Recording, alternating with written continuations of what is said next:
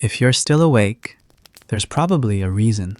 This is Boring History Nights, where history doesn't speak loudly, but long enough to hush the dark. You didn't come here for answers, maybe not even for sleep, maybe just to be somewhere soft. Here, the stories don't push, they float. The air doesn't move.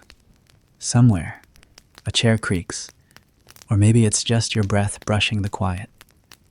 Dust lingers mid-fall, as if history paused. Whatever warmth you carried, it wouldn't have lasted the night. Let's not stretch this too fast. If something about this quiet spiral makes the night pass easier, you can subscribe. Only if you'd want to hear the next one drift by. And if you're still awake, say where the night found you. I read them all, even the ones that don't remember how they got here. Now let the dark stay dark. Let whatever follows arrive slowly, like it's always been here. You don't have to keep up. Just listen. This is Boring History Nights, and you're already inside it. You don't wear a crown when you become pope, not in the way a king might, with a sword at his hip and a mother weeping in the front pew. No, the papal crown, if you could even call it that, was quieter, heavier, and carved not from gold, but from expectation. And shame has always clung to expectation, like smoke to robes. You sit where Peter sat. They said, you hold the keys to heaven, but even keys can rust. And not every door you try to open wants to be touched. The moment they placed the white robe across your shoulders, a robe meant to symbolize purity, it did not feel light. It felt soaked in centuries. Not just with reverence, but with blood, dust, decisions, deals, with the silence of 1,000 apologies that never reached the pulpit. Imagine becoming the most powerful man in medieval history and realizing your name would be forgotten long before your failures. Some popes built cities, some buried scandals, some just tried to survive the room. There's an old saying that the throne of St. Peter is a seat without a cushion, and that's because comfort was never part of the job. You're not just a man anymore. You're the bridge between God and earth, Pontifex Maximus. You speak for heaven, but your voice still shakes. In the night, after the incense fades and the last cardinal has left the room, you still hear it. Not prayer, not Latin chants echoing from the chapel stones, but your own breath, catching in your throat. Because what if they were wrong? What if you were just another man in a robe, fumbling for light in a corridor full of locked doors? No one tells you how cold it is in the Vatican at night. The kind of cold that clings. Not a wind, not a chill, but a memory of winter that forgot it was supposed to leave. You remember your mother's hands, rough, from scrubbing church floors. She once said you would grow up holy. She didn't mean powerful, just good. And now, you wear rings that don't belong to you. People kiss your hand, not because they know your name, but because the robe demands it. You are sacred now, but only in theory. The walls of the apostolic palace do not echo easily, but shame travels fast. It clings to statues, slips under doorways, hides in confessionals that haven't been used in decades. The monks say silence is holy, but this silence feels like it's watching you. When you stand on the balcony to bless the crowd, they cheer like you were born divine, but you remember who voted. You remember the whispers, the nods, the quiet deals, that the man before you died too fast, or maybe just fast enough. History books call it a conclave, but it felt more like a gamble, and your name was the one that rose through the smoke. Not every pope wanted to be pope, and those are often the ones history mourns the least. You walked into the Sistine Chapel under your own power, but when you walked out, you belonged to the church, not to God, not to the people, to the machinery, to the scaffolding of faith built on politics, land, armies, and carefully written lies. They gave you the keys, and the keys gleamed. But you saw the rust before anyone else did. The floor of St. Peter's Basilica has a crack near the south transept. No one fixes it, because everyone assumes someone else will. That's the thing about power. Everyone thinks someone else is holding it better. You once dreamed of being a scholar, quietly copying books in a monastery, your fingers stained with ink and time. But fate, or something more desperate, lifted you from parchment and placed you on a throne without a backrest. And now, every time you kneel, you don't pray for strength. You pray you won't be found out. Because shame doesn't announce itself. It waits. It settles into the corners of robes and the folds of time. It watches, and it smiles. A man once said the Pope was infallible. He didn't say the man was, only the office. But what happens when the man and the office blur? What happens when you bless a war? When you forgive a murderer because his lands benefit the church? When you sign something with a trembling hand, knowing it will outlive your name? You don't get to be holy and human at the same time. Not here. Even the saints bled quietly. You will not be remembered for your virtues, only your robes. And when the next conclave meets, they won't mention your shame, not because they've forgiven you, but because they've already chosen someone worse. You were never meant for the pulpit. Not really. Before they called you your holiness, before they draped you in silk and spun your breath into prayers, you were just a boy with trembling fingers and a family name that mattered more than your voice ever did. You learned Latin before your own thoughts had finished forming, reciting words that floated above your comprehension, phrases that meant obedience, salvation, eternity, concepts too big for any child to hold, but you held them anyway, because they told you to. You weren't chosen by God. You were chosen by someone who needed a loyal vote 5 years from now, or someone who owed a favor to a man with a castle. And so, a boy became a cardinal before he even learned what it meant to lie without blinking. That's how most of them started: soft, obedient, clever. Clever enough to survive, but not clever enough to say no. And those who tried their names were never carved in marble. You didn't climb the ladder. You were pulled, lifted like a pawn in silk gloves, moved into position because someone somewhere decided the robe would look good on you. But deep down, you still remember the dust on your knees the day they made you kiss the ring. It tasted of metal and something older: submission. There's a kind of fear that never leaves the body. Not the fear of fire or death or war. No, it's quieter than that. It's the fear of being seen, of being known for what you truly are beneath the ritual. And that fear stayed with you as they taught you how to bow without meaning it, how to smile through betrayal, how to nod at men who had already written your future in ink. They didn't teach you how to lead. They taught you how to disappear while being watched. The robe was never supposed to fit. It wasn't made for boys. It was made for ghosts, the kind that linger in basilicas, whisper in confessionals, and watch from marble eyes on crumbling tombs. And once you put it on, you began to vanish, thread by thread, smile by smile, until only the garment remained, moving on its own.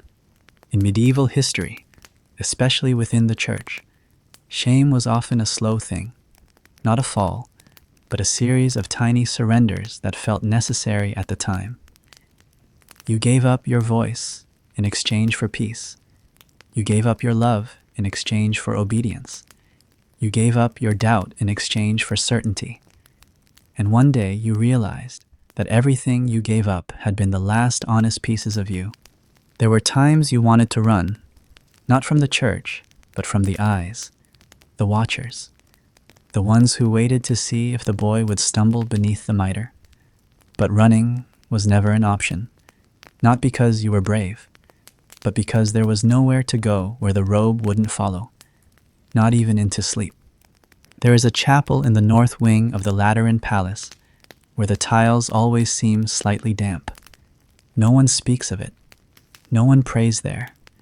But you used to sit on the cold stone and imagine a different version of yourself, one that wore wool instead of silk, one that fed birds instead of pilgrims, one whose hands were cracked from labor instead of soft from blessing. But imagining is dangerous when you are meant to embody perfection. Perfection doesn't daydream. It doesn't ache. It doesn't wonder what would have happened if the vote had gone differently. And yet, even popes wonder, especially popes. You remember the night before your coronation? The sky over Rome looked bruised, thick with a storm that never broke. Thunder rumbled like a warning, but no rain fell. You sat alone, your palms pressed to the cool marble of the floor, and asked a question you'd never said aloud before. Am I still allowed to be afraid? The silence answered first, then the walls, and finally, the wind, not with yes, not with no, but with a hush so deep it erased the question altogether. That was the first moment you felt the robe's true weight. In the ceremony, they placed the triple crown on your head, not because you earned it, but because that's what the ritual demands. The 3 tiers are meant to represent the Pope's roles as Father of Kings, Governor of the world, and Vicar of Christ. But all you felt was the press of metal, the sudden ache in your neck, and the way the world blurred slightly when you stood.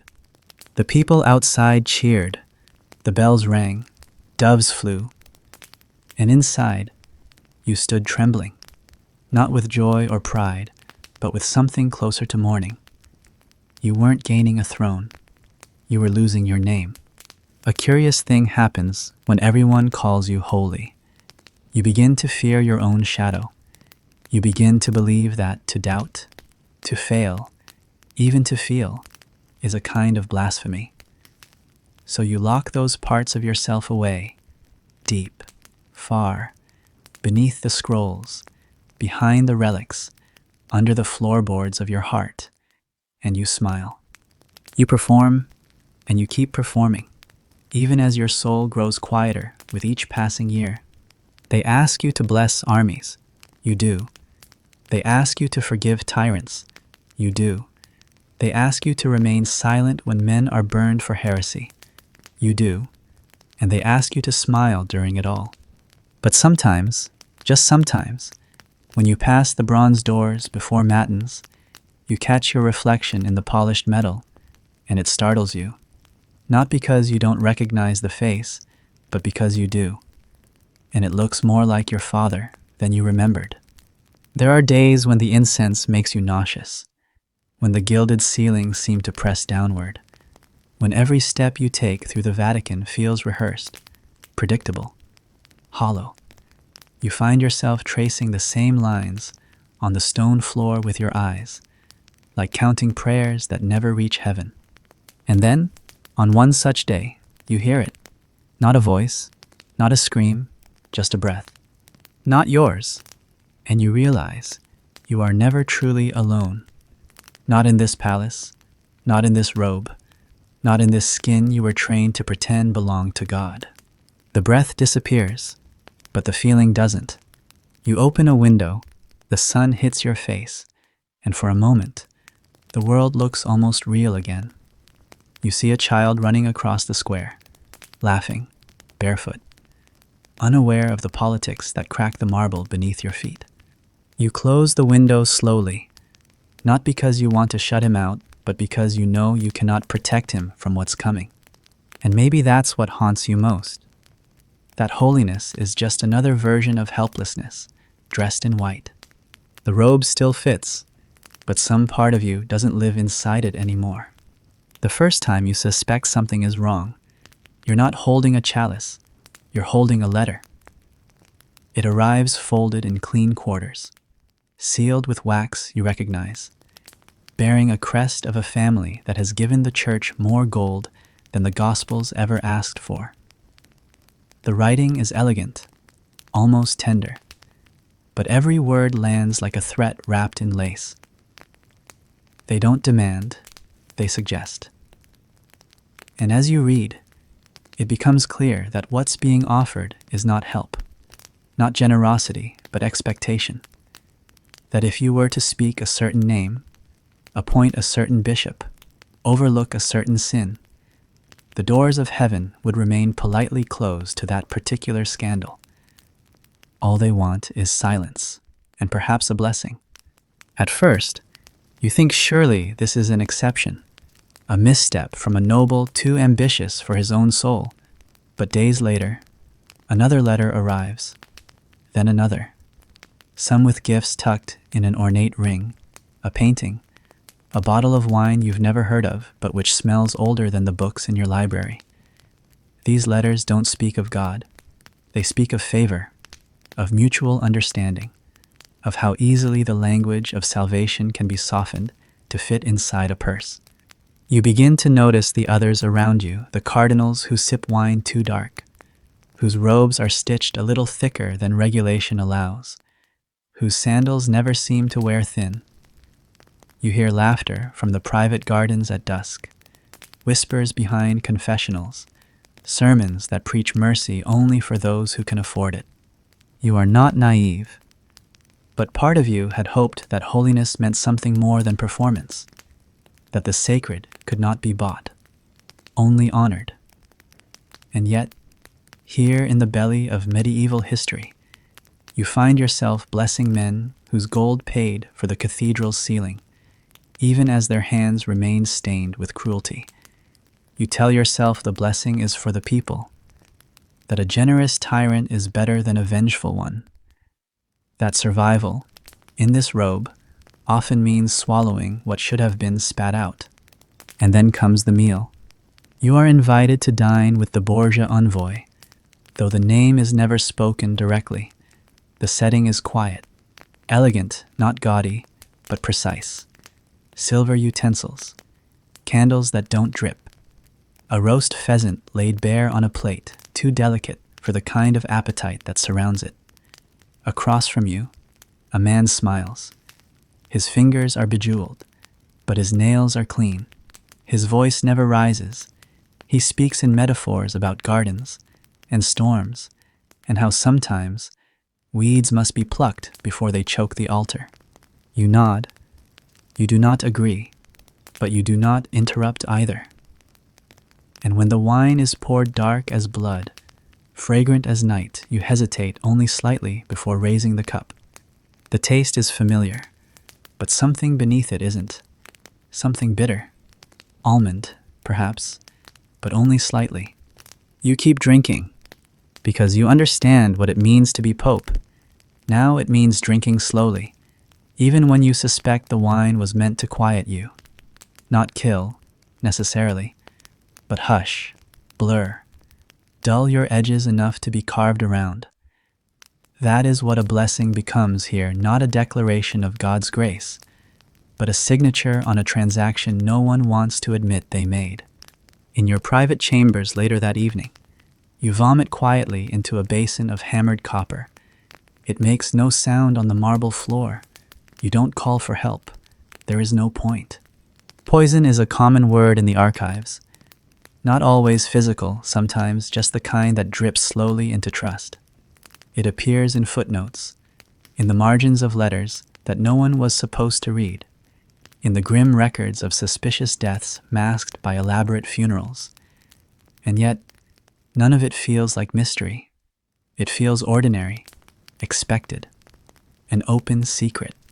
You begin to carry a different cup, silver, engraved, your own.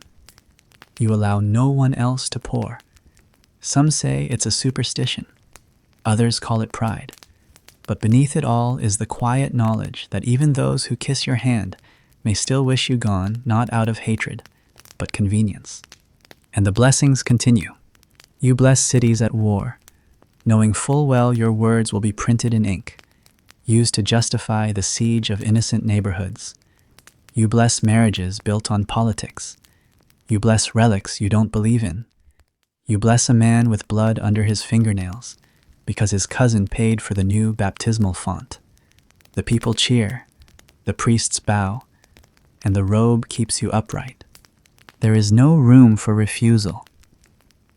The last pope who said no was found slumped beside his writing desk, the candle still burning, the wax forming a perfect ring around a page left half-finished. You try to remember when your blessing stopped meaning something to you. Perhaps it was the time you forgave a land baron who had displaced an entire village. Or perhaps it was when you stood beside a tomb and said the words of peace, knowing the man buried there had paid for his own sainthood with enough gold to feed 10 cities. Your tongue, once so careful, now moves on its own.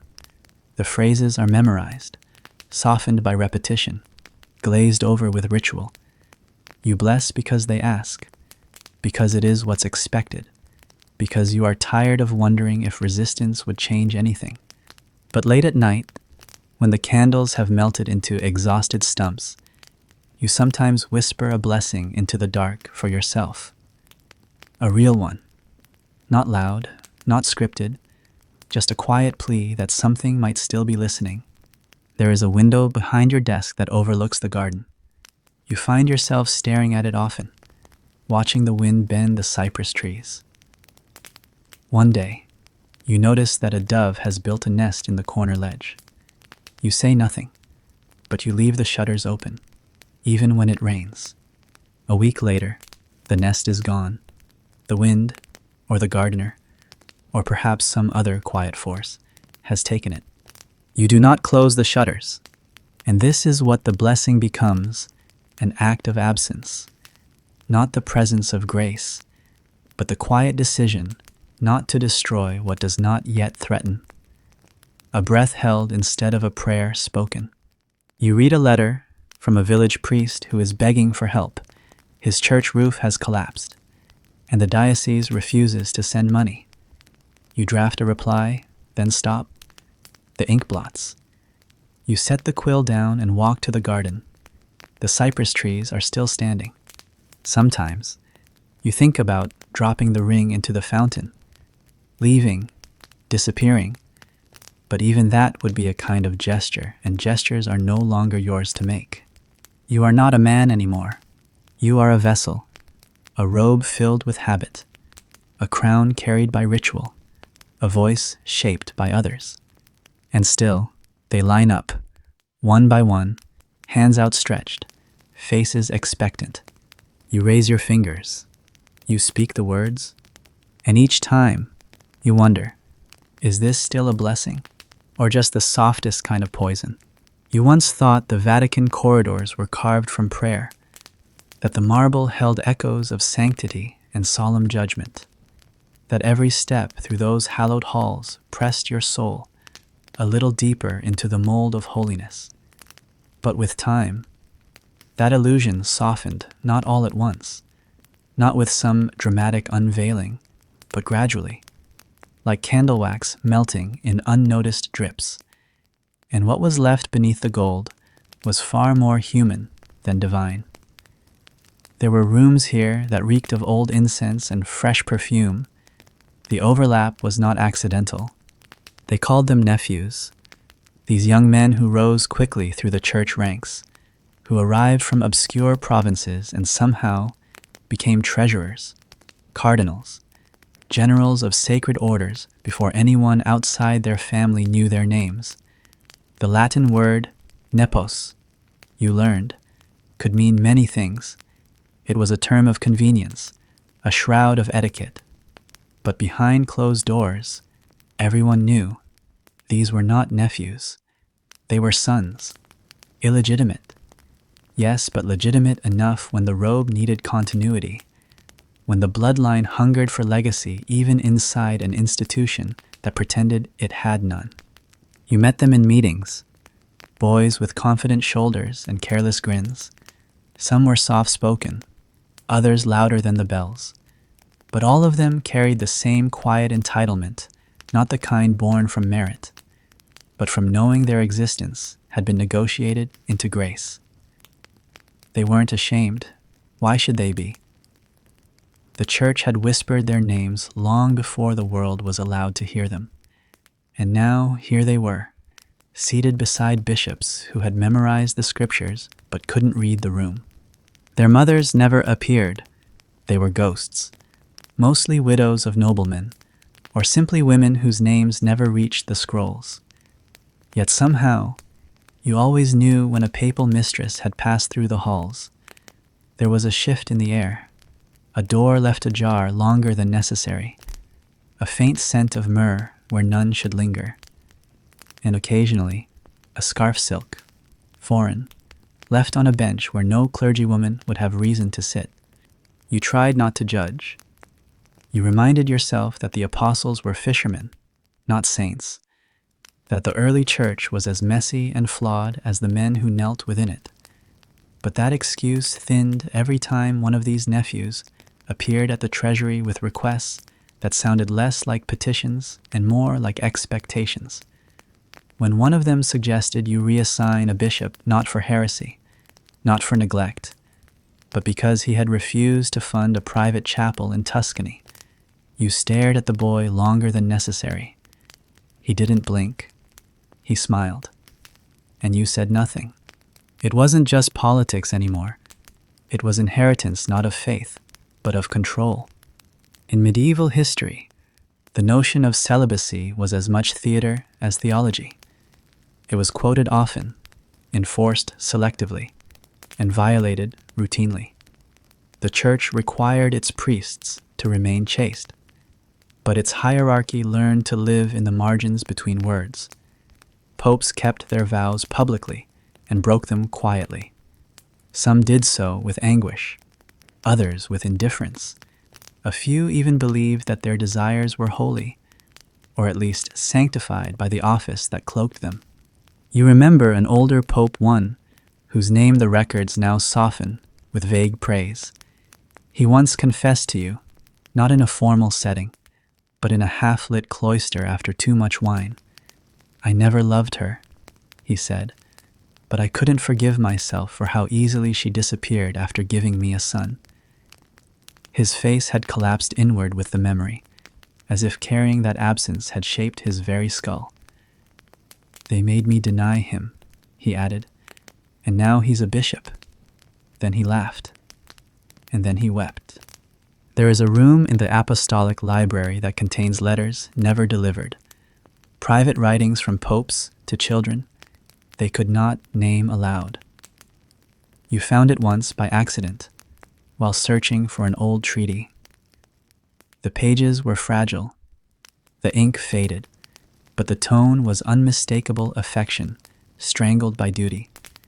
Phrases like, "My little one," "Your father who cannot be," "Forgive this silence," repeated like psalms of regret. You read one letter 4 times before gently folding it closed and walking away.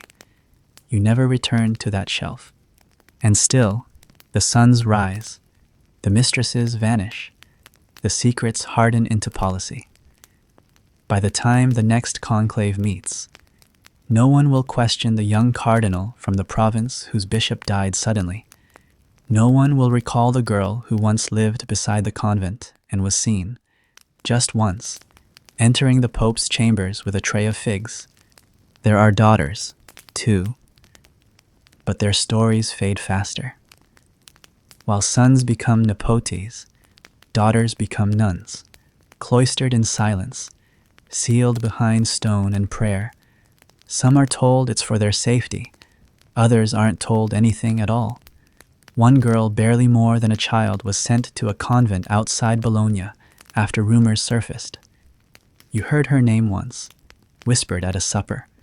No one said whose child she was, but everyone at the table fell silent, and the silence felt shaped like a lie. You wonder, sometimes, what it would have meant if the church had allowed popes to marry, not to hide their love in confessionals, not to pretend their children were distant kin, but to hold them openly, to admit to being men who desired, who loved, who failed, and not just statues in white. Would it have undone the office, or would it have saved the men who wore it? But that question belongs to another world. Not this one. Not the world where boys become cardinals before they learn to shave, and women who gave birth to them are scrubbed from the ledger like ink spilt too early. A nephew stands before you now. He is tall, his robes impeccably tailored, his eyes lined with just enough humility to be convincing. He asks for something: a position, a piece of land, a title. The details don't matter. What matters is that you are expected to say yes, that the room has already assumed your compliance. You hesitate, just long enough for the boy to raise an eyebrow, for a shadow to fall across the candle beside you, for the silence to press just slightly into your spine. And then you say yes, because the robe still fits, and because some things are easier than exile. You retire that evening to your quarters. The wind has picked up. The shutters rattle gently. You light no candles. You sit in the dark. Somewhere, a woman who once laughed with you beneath olive trees now wears black and tends roses behind a stone wall. Somewhere else, a boy who carries your smile signs decrees in your name. And here, in this quiet room, your blessing sleeps in a drawer beside unopened letters. If your eyes are fading, let them. The story wasn't waiting for anyone. The conflicts of kingdoms made headlines in their time banners raised, swords drawn, fields burned, treaties inked and broken in the same breath but within the Vatican walls. The wars looked nothing like that. There were no horses galloping through courtyards, no thunder of cannon fire, no cries echoing across hills. Here, in the heart of the church, war smelled like incense and ink. It unfolded in silence, behind velvet curtains and layers of ceremonial lace. It was a war of documents, of nods exchanged across stone corridors, of bishops promoted and demoted not by divine vision, but by the whisper of power carried through sacred halls, like smoke refusing to clear. You begin to realize that the most dangerous battles are not fought between armies, but between robes. Each shade of red, each layer of silk, each embroidery thread signified something deeper: a house, a faction, a memory of a grudge decades old. A man's garments could speak before he did, and in these halls, they often spoke louder. One cardinal's robe was a fraction more crimson than another's, stitched with gold filigree that hinted at old Roman bloodlines. Another's was modest by design, a performance of humility sharpened into political weaponry. Even the way they bowed, how deeply, how slowly, to whom mapped out loyalties with more precision than a general's ledger. You're not innocent of it either. You once thought your garments would protect you, that the papal white meant neutrality, a position above the fray. But the truth revealed itself gradually, and then all at once. Neutrality in a war of robes is not peace. It is permission. One evening, while reviewing the latest list of clerical appointments, you noticed a name placed precisely where it shouldn't be. A bishop from Siena, long known for stirring unrest, elevated to a post that held access to Vatican funds. The signature was not yours. It belonged to a secretary acting under someone else's authority, a cardinal whose hand hadn't shaken in over 20 years. When you confronted him, he didn't deny it. He only smiled faintly and said, "The needs of the church are often too urgent to wait for ceremony." It was the closest thing to a declaration of war you had ever heard. You didn't remove the bishop. You rewrote the appointment into something more symbolic, a harmless title in a harmless town. But the message had already been sent. The cardinal had flexed his power, and you had blinked. In medieval history, the Vatican's internal wars rarely spilled beyond its gates, but they shaped everything: policy, doctrine, diplomacy. Popes weren't just spiritual leaders. They were kings without borders, generals without armies. The battlefields were parchments, The weapons were decisions made in council rooms lit by filtered sunlight and veiled threats. Men died over those decisions, though not always quickly. Some were exiled, others were defrocked. A few simply vanished, last seen boarding a boat that never docked again. The College of Cardinals, in theory, was your support. A circle of the faithful, wise counselors. But in practice, it was a court, a fragile, rotating balance of alliances and old debts. Some cardinals owed their positions to former popes, whose policies they still fought to preserve. Others were placed by kings who expected favors, and others still were opportunists, waiting like shadows for the robe to grow too heavy on your shoulders. They met often, behind closed doors. You attended the sessions. Of course, your presence was mandatory, but you could always feel the weight of conversations that had already taken place elsewhere.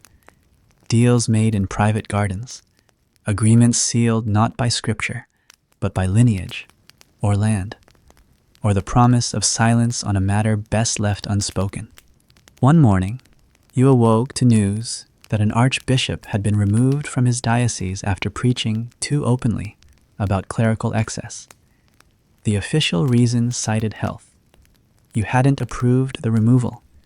You hadn't even been consulted. And when you inquired, the answer you received was layered in cordiality but hollow beneath. We believed your holiness would have agreed. The letter read, given the delicacy of the situation. Delicacy. A word that had come to mean something else entirely. It was not about tact or restraint. It was a euphemism for power concealed in etiquette. You kept the letter. Not to act on it, there was no point, but because it marked a shift. From that day forward, you understood that the war had no starting gun. It had already begun, long before your coronation, long before you even entered the church. You had inherited not just a role, but a battlefield. The robe did not shield you. It only made you visible. One of your aides, an honest man, perhaps too honest, once confided in you that he feared the church had forgotten its soul. You wanted to agree. You almost did. But you also understood that institutions this large did not lose their soul in one moment. They lost it slowly, one concession at a time, a favor returned, a silence accepted, a name added to a list. And over centuries, those losses accumulated into something too heavy to lift. There was a dinner, not long after that, a gathering of senior clergy, fine wines, soft music, the kind of evening meant to display unity, calm, confidence. A newly appointed cardinal raised a toast in your honor. You nodded, smiled, thanked him with practiced grace. But as you lifted your glass, you noticed a man across the table, watching. His eyes didn't blink, his lips didn't move. He wasn't celebrating. He was waiting. And that was when it struck you this war would never end, not even when you stepped down, because stepping down wasn't peace either. It was succession, a new name, a new robe, but the same board. You tried once, years ago, to reform the appointment process. You suggested a transparent ledger of donations, a clearer separation between funds and favors. The proposal was met with polite applause and immediate burial in a subcommittee designed to delay action indefinitely. These things take time, they told you, and time, in these halls, was another way of saying never. The art on the walls watches it all, the frescoes above the Vatican staircases, the saints with eyes tilted toward heaven, the cherubs holding scrolls, all of them fixed in expressions of divine calm. But you know better. The artists knew, too. They painted war into those ceilings, not with swords and shields, but with the tension of posture, the tilt of heads, the placement of feet. Even paradise looked wary when you knew what to look for. You spend more and more time in your personal chapel now, not to pray, exactly, more to be still. The silence there feels different. It doesn't demand. It doesn't scheme. The light that filters through the high window is clean, colorless, unconcerned. Some days, you light a candle and watch it flicker, not because you expect revelation, but because it's one of the few flames you still control. You think often of the robe, not just your own, but all the robes that came before those of Leo, of Alexander, of Boniface and Gregory, men who wore holiness like armor and ambition like breath. You wonder whether any of them truly understood what war they were in, whether they fought for God or for themselves, or simply to keep from being swallowed by the robe itself.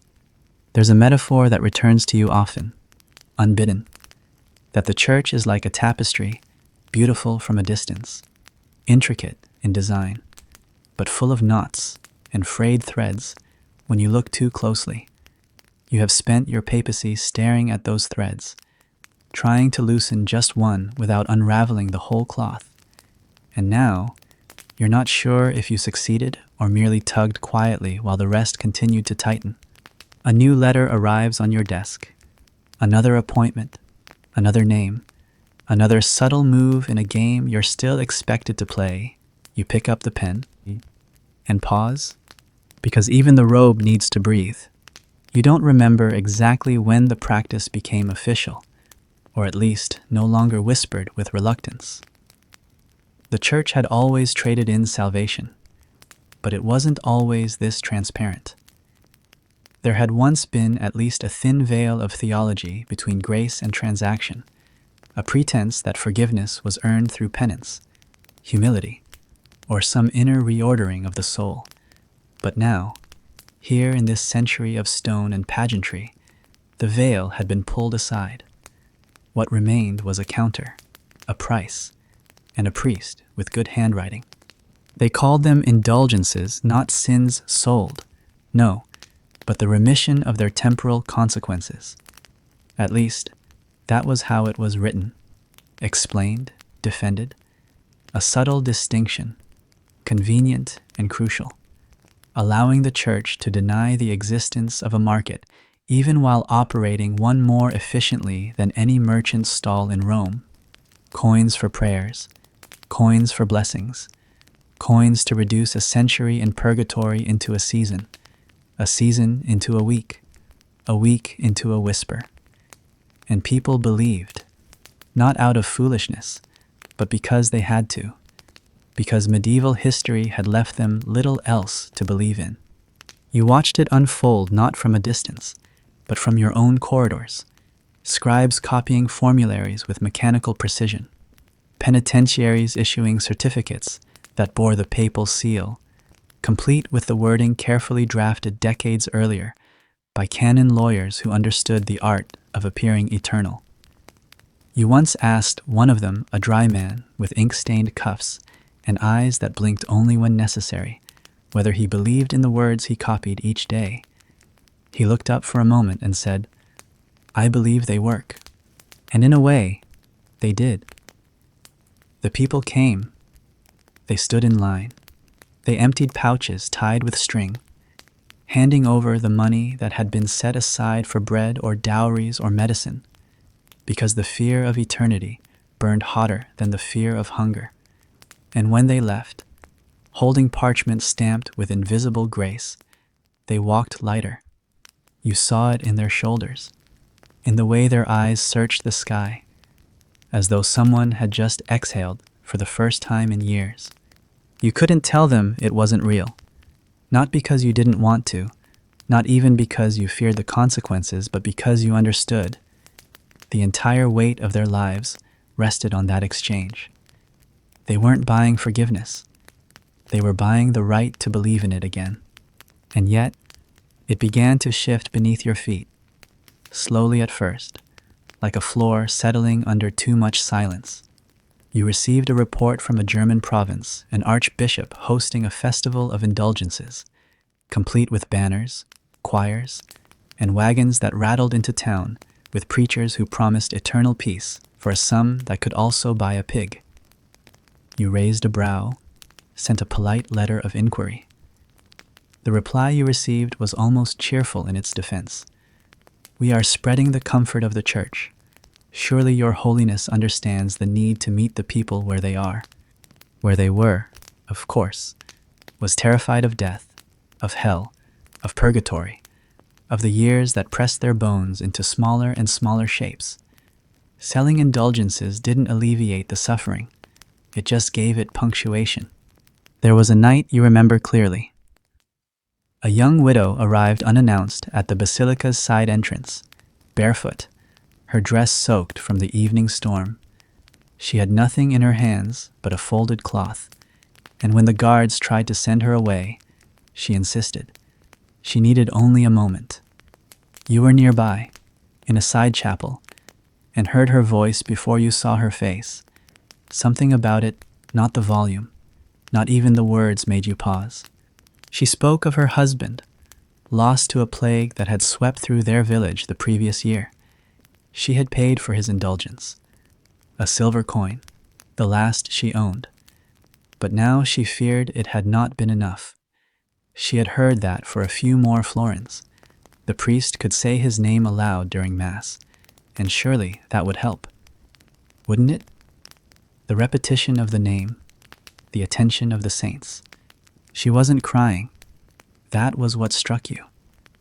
She had passed through grief already and arrived at something quieter, more hollow. A need not to grieve better, but to finish grieving, to find closure in the sound of a bell, a name, a ritual she could not understand but dared not dismiss. You had no answers for her. You had a bishop summoned, arranged for her husband's name to be spoken at sunrise. The woman left without saying thank you. She simply nodded, as if the church had merely returned something it had borrowed. Later, alone in your study, you turned the pages of the financial ledgers, columns of numbers, regions and their revenues, donations categorized by intent for the poor, for the basilica, for the souls of the dead. The section on indulgences had grown thick. You could measure belief in coin. That was the danger, wasn't it? When you can measure belief in coin, you begin to see people not as souls, but as scales, something to be balanced, tallied, closed. The Curia defended it all, of course. They quoted theologians, cited councils, pointed to the needs of the church, the repairs of cathedrals, the funding of hospitals, the feeding of orphans. They were not wrong, but they were not right either. You knew a cardinal who kept a ledger of the dead, not their names, but the amounts given in their honor. He joked about it once during dinner, a quiet laugh over roast goose and wine from Bordeaux. "If purgatory has a treasury," he said, "then I am its steward." You smiled. Everyone did. But that night, you found yourself unable to sleep. The joke had landed too softly. It didn't feel like blasphemy. It felt like confession. There were rumors, even then, of monks in Saxony speaking out, of one who nailed a list to a church door. You heard the whispers in hallways, saw the unease in the eyes of younger clerics. The printing press had changed everything. Doctrine that once required parchment and patience now spread in ink and fury. The church was no longer the sole custodian of fear. Others had learned to speak to it. And what could you say? That indulgences were misunderstood, that the people were misapplying a sacred mechanism, that forgiveness had always been this complicated. Even if all of that were true, it wouldn't matter. Perception was power, and perception had already turned its gaze away from Rome. You tried, briefly, to amend the language, to soften the practice. You issued a statement carefully worded, theologically sound, urging moderation, discretion, pastoral care. It was ignored. Or perhaps worse, it was heard, nodded at, and then buried beneath more urgent matters. Because forgiveness, when quantified, becomes revenue, and revenue rarely bows to theology. You stood once beneath the dome of St. Peter's, the morning light turning the floor into gold. You listened as a priest recited prayers in Latin over a donation box. His voice was steady, his hands folded, and in that moment, you wondered if the light had been meant for illumination or distraction. A visitor knelt near the altar, young, nervous, clutching a scroll. You saw him press coins into the wooden slot, then cross himself with exaggerated care. He looked up once, toward the statues above, then bowed his head again. You did not speak to him. What would you have said? That God does not accept coins, that the church only collects them because it must, that somewhere between guilt and hope, you too had lost the ability to tell the difference. No, you said nothing, because in that moment, you were not his pope, you were his price. There is a story that survives in shadowed corners of manuscript margins, whispered more than it is taught, where the ink seems heavier on the page as if the scribe hesitated, unsure whether to record the truth or spare the future reader the burden of knowing it. It is the story of a pope who desired more than salvation, more than reverence, more than the fragile halo that clings to the papal crown. He wanted something tangible, something visibly powerful, not the quiet weight of theology, but the glittering certainties of empire. You remember the man clearly, not because he was loud or cruel or charismatic, though at times he could be all three, but because he carried ambition like others carried relics reverently, possessively, and always close to the chest. He had a way of standing still even while walking, of speaking slowly even when his thoughts raced. You watched him rise through the ranks, not by force, but by calculation, understanding that in medieval history, true power did not bark, it waited. He wore the robe, yes, but he also wore something beneath it. Not armor, not in the literal sense, but the hardened posture of someone who viewed the church as a battlefield long before he ever spoke of peace. He had no interest in reform, nor in preserving tradition for its own sake. What he wanted was authority that could not be questioned, not even by heaven. He saw the tiara not as the endpoint, but as a stepping stone, because in his mind, to be pope was to be one kind of king, but to be emperor was to be remembered. He began subtly, as these things often do, realignments of power, reassignments of bishoprics, quiet consolidations of land under papal control, not for spiritual oversight, but for logistical command. He surrounded himself with men who owed him not their faith, but their futures. He hosted banquets with fewer prayers and more negotiations. The sacraments were never neglected, of course, only scheduled around the meetings. When he spoke of God, it was with the tone of someone addressing a colleague, not in reverence, but in strategy. He would refer to the divine will when convenient, but it was clear to those who listened carefully that his true doctrine was influence. And then came the coronation, not of himself, at first, but of a prince he claimed to favor, whose loyalty had been purchased with absolution and subtle threats. The Pope laid the crown upon the young man's head and paused, just briefly, long enough for the hall to notice. It was a symbolic moment, one meant to show the world that the papacy had the power to make kings, not merely bless them, but behind that pause was something deeper, a test. And he did not wait long for the answer. Soon after, he orchestrated a gathering under the guise of a synod, but it was a theater, a performance with a predetermined script. In that chamber of velvet chairs and golden tapestries, he made his declaration, the Pope, as the representative of Christ on earth, held not just spiritual primacy, but temporal supremacy. And to prove it, He crowned himself not with the triple tiara of papal tradition, but with a forged imperial diadem, rescued from some dusty vault and polished until it gleamed like stolen lightning. The audience applauded, not all sincerely, some out of fear, others out of calculation, a few out of admiration, because power, no matter how ill-gotten, has always had a gravity to it. You weren't there, but the echoes of that moment reached your chambers before the wax on his seal had cooled. You read the decree. You reread it. You placed it down slowly, as if the parchment itself might shatter.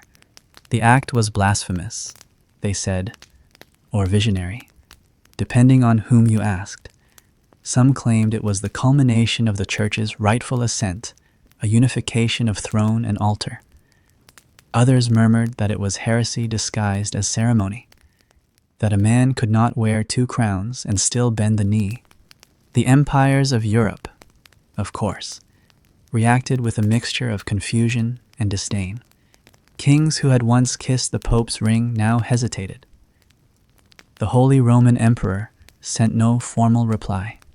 The French king laughed.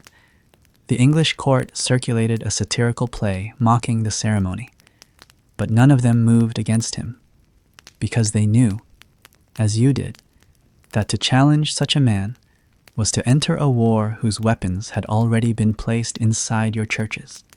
His reign did not last long. These stories rarely do. Great ambition is a fire that consumes itself more quickly than it consumes the world. But in his time, he altered the shape of power, not through conquest, but by redefining the geometry of obedience. And long after his death, the ripples remained in the form of hesitant monarchs, wary clergy, and the quiet retraction of certain titles from official Vatican documents. You often wonder what compelled him, whether it was pride or loneliness or some buried conviction that the church, to survive, had to be feared as well as loved. Perhaps he believed that in uniting the robe and the sword, he was saving souls by force before they could be lost by choice. But there is a truth that has lingered long after his legacy faded. No crown can sit comfortably atop a head already bowed in prayer. There is a painting of him in the archives, one that was almost destroyed in the following century, but saved because someone thought it useful to remember our mistakes. He stands with one hand raised in benediction, the other gripping a scepter. His eyes are not peaceful. They are focused, sharp, distant, as if he's still looking beyond the canvas, not at the viewer, but at some ambition he never quite reached. You saw it once, during a private tour of the archives. The curator lit a single lantern to illuminate the canvas. The face emerged slowly from the shadows, and for a brief moment, you thought the expression might shift, that perhaps, even now, the man might step forward and ask why you were still watching. You stepped back, not out of fear, but because something about that gaze made you feel like a witness, not a successor. The church does not speak of him often. His name appears in lists. Of course, dates, documents, footnotes. But there are few sermons in his honor, few feast days, and when his burial site is mentioned, it is with brevity, as though the earth that received him has also chosen to keep its silence. Still, his influence lingers, in the architecture of power, in the rituals we perform without understanding their origin, in the quiet knowledge that sometimes robes are not worn, they are wielded. If you've started slipping out of it, keep going. The past barely noticed you were here. There is a moment, early in your papacy, when you find yourself staring at the crossed keys of St. Peter gilded, intertwined, engraved with such ceremonial care that they seem almost too fragile to represent the full weight they carry. They are everywhere etched into stone, carved into the papal throne, painted across banners, sewn into vestments. embossed on wax seals. The keys are symbolic. Of course, one gold, one silver, one for heaven, one for earth. Together, they signify authority over both realms, power to bind and unbind, to open and to close. But the more you look at them, the more the image disturbs you, because two keys imply two doors, and two doors imply a choice. But you, standing at the center of the world's greatest contradiction, begin to suspect that neither door ever truly opens. The weight of the papacy is not in the crown. It is not even in the doctrine or the ritual. It lies in the illusion that you can wield both divine and earthly power without becoming a parody of either. That you can offer blessings while giving orders. That you can hear confessions while managing armies. That you can speak of salvation while collecting taxes. That you can hold the gold key in one hand and the silver in the other and not lose your soul in the balancing act. You had thought, perhaps naively, that assuming this office would bring clarity, that the rituals, the robes, the endless corridors of theological commentary would draw a clearer distinction between duty and delusion. But what you find instead is something far more uncertain. Every decision is layered, every rule, a reinterpretation, every gesture, an echo of a predecessor whose mistakes you are still paying for. And the door, the one you were told would be yours to unlock the gate to truth, to heaven, to meaning never quite appears. Or if it does so only in shadows, slipping away the moment you believe you've reached it. The triple tiara, that infamous papal crown once worn at coronation, serves as a symbol of your supposed dominion over three realms: Father of Kings, Governor of the world, and Vicar of Christ. But if you ever dared to believe those roles were compatible, they would disabuse you of that notion quickly. Being father to kings means mediating quarrels drenched in blood and vanity. Governing the world means brokering peace through concessions that wound your own conscience.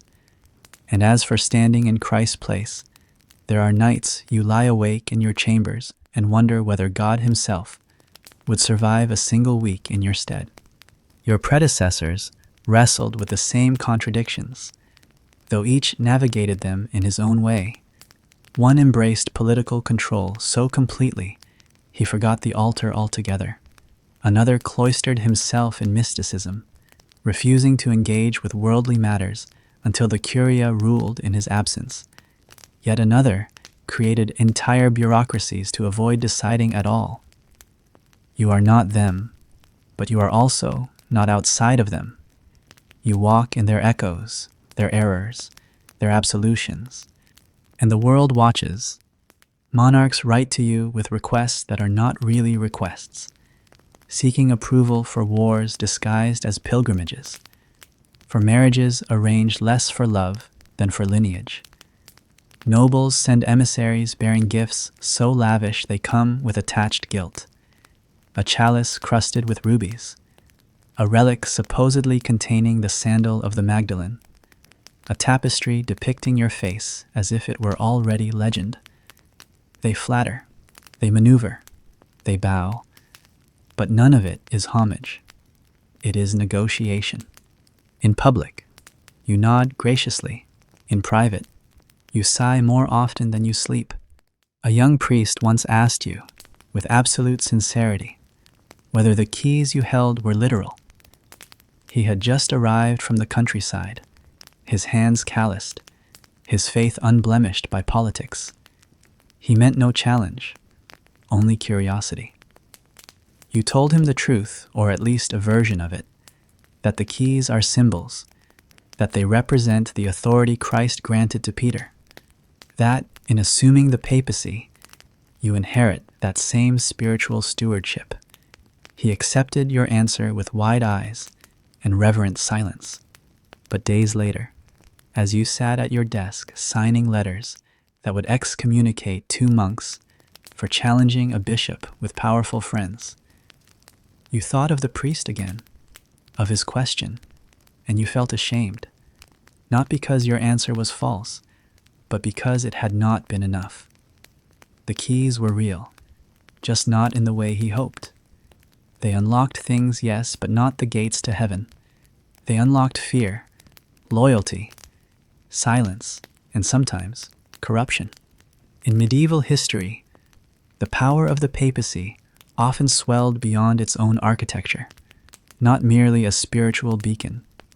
It became a rival to kings, a financier of kingdoms, a political machine with its own soldiers, spies, and scribes. At times, you've seen the church described as a second Rome, one built not on stone, but on souls. But you know better. It is not a second Rome. It is Rome, continued by other means. And still, the door remains. Somewhere. You feel it in the back of your thoughts, like a room you once knew but forgot how to find. You begin to dream of it. A tall, iron-bound door set into a wall that changes every night, sometimes wood, sometimes marble, sometimes made of pages you can't read. Behind it, silence. Not threatening, but complete. Final. You never reach it in the dream. You always wake just before. You commission an artist to render the keys in a new mosaic, not in gold, in stone simple, matte, worn. You ask him to make them look heavy. He hesitates, but obeys. When he's finished, you stand before the completed image and study it for hours. One key seems to tilt downward, as if the lock it fits is buried underground. The other points upward, into a sky you are no longer certain contains answers. Sometimes, you wonder whether Peter ever used the keys at all, whether the symbol we now revere was meant to signify power or caution, that even with divine authority, opening doors is never free of consequence. A philosopher once wrote that holding too many keys only proves you have too many locks. You think about that line often, though you never speak it aloud. You begin to refuse certain requests. Not all. You're not so naive as to believe you can unwind centuries of habit in a single pontificate. But some. A bishop's promotion is delayed. A king's petition for annulment remains unread for weeks. You don't explain your decisions. You simply stop responding as quickly. It causes ripples, whispers, concerned glances at gatherings, but you persist. One night, a trusted cardinal visits your chambers, unannounced.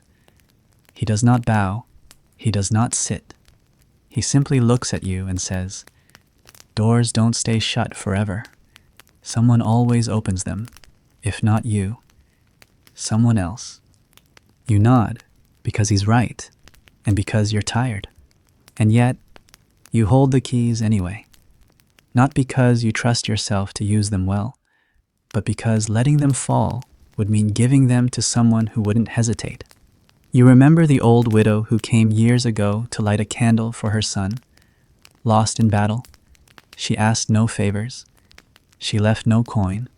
She only looked at you once, through the incense smoke, and said, "If you ever speak to God, ask him why so many of his doors are locked."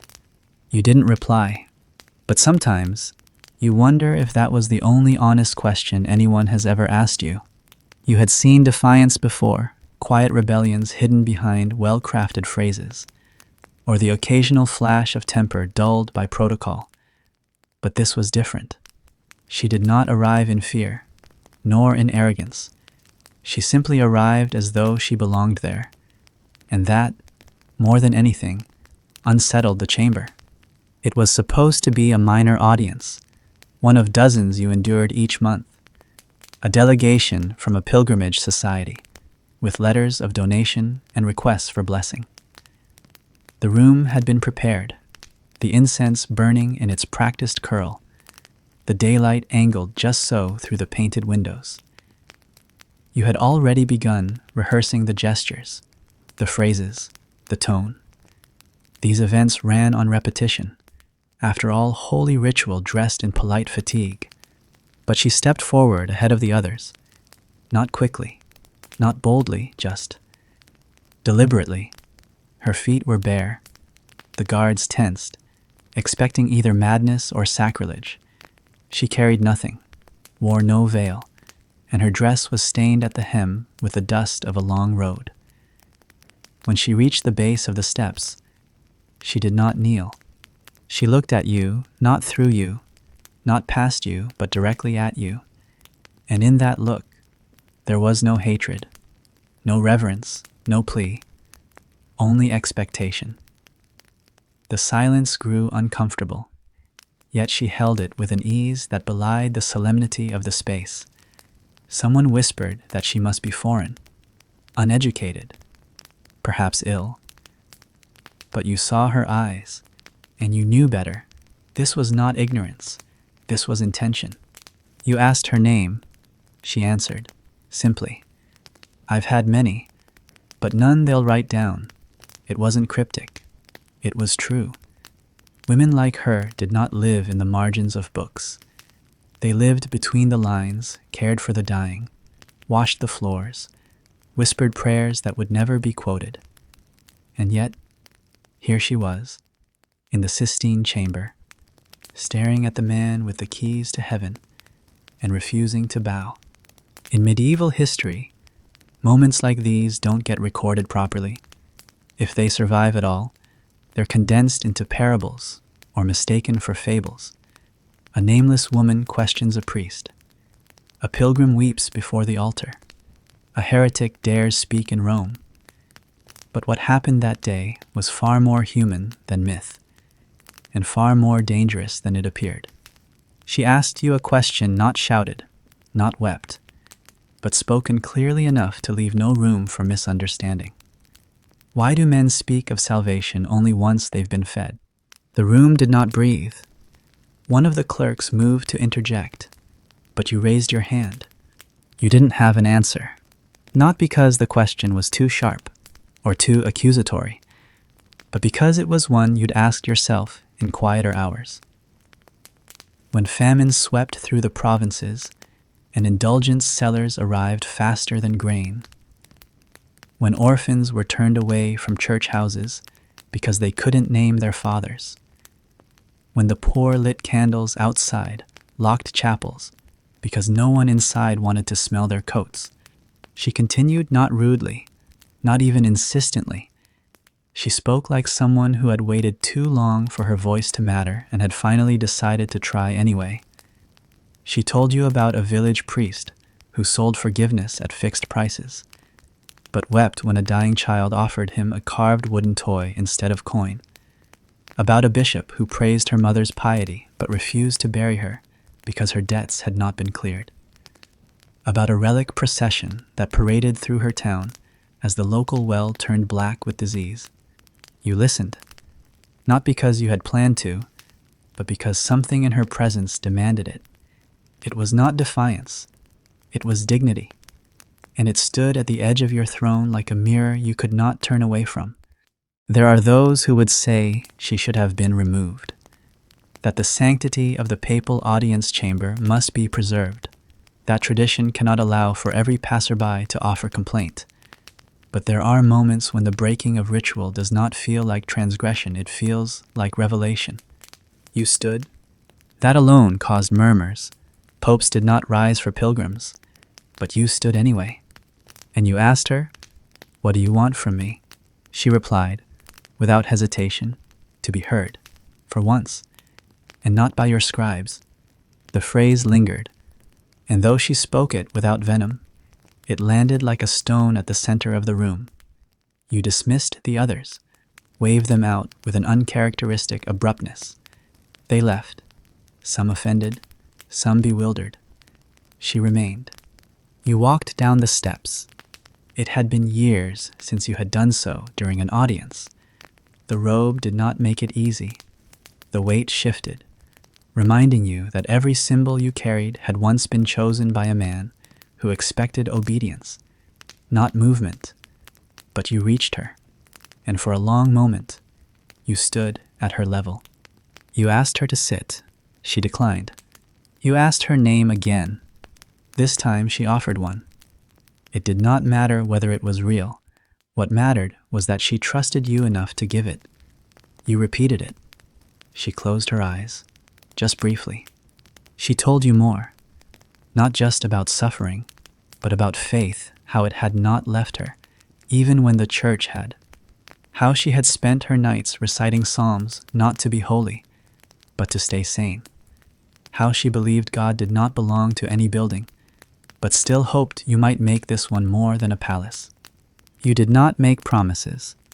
You knew better than to offer changes the bureaucracy would never allow. But you did something rare. You apologized. Not on behalf of the church, not as a political gesture, but as a man, standing before a woman who had been failed too many times by men in robes. She did not thank you. She did something better. She smiled. And then she turned and walked away, still barefoot, still upright. She did not ask for a blessing. She did not kiss your hand. Later that evening, you instructed your scribes not to record the encounter in the official ledger, not because you wanted it forgotten, but because you wanted it preserved as memory, not performance, but memory's ripple. Word of her presence spread distorted, exaggerated, turned into cautionary tales or half-believed legends. Some said she was a prophet.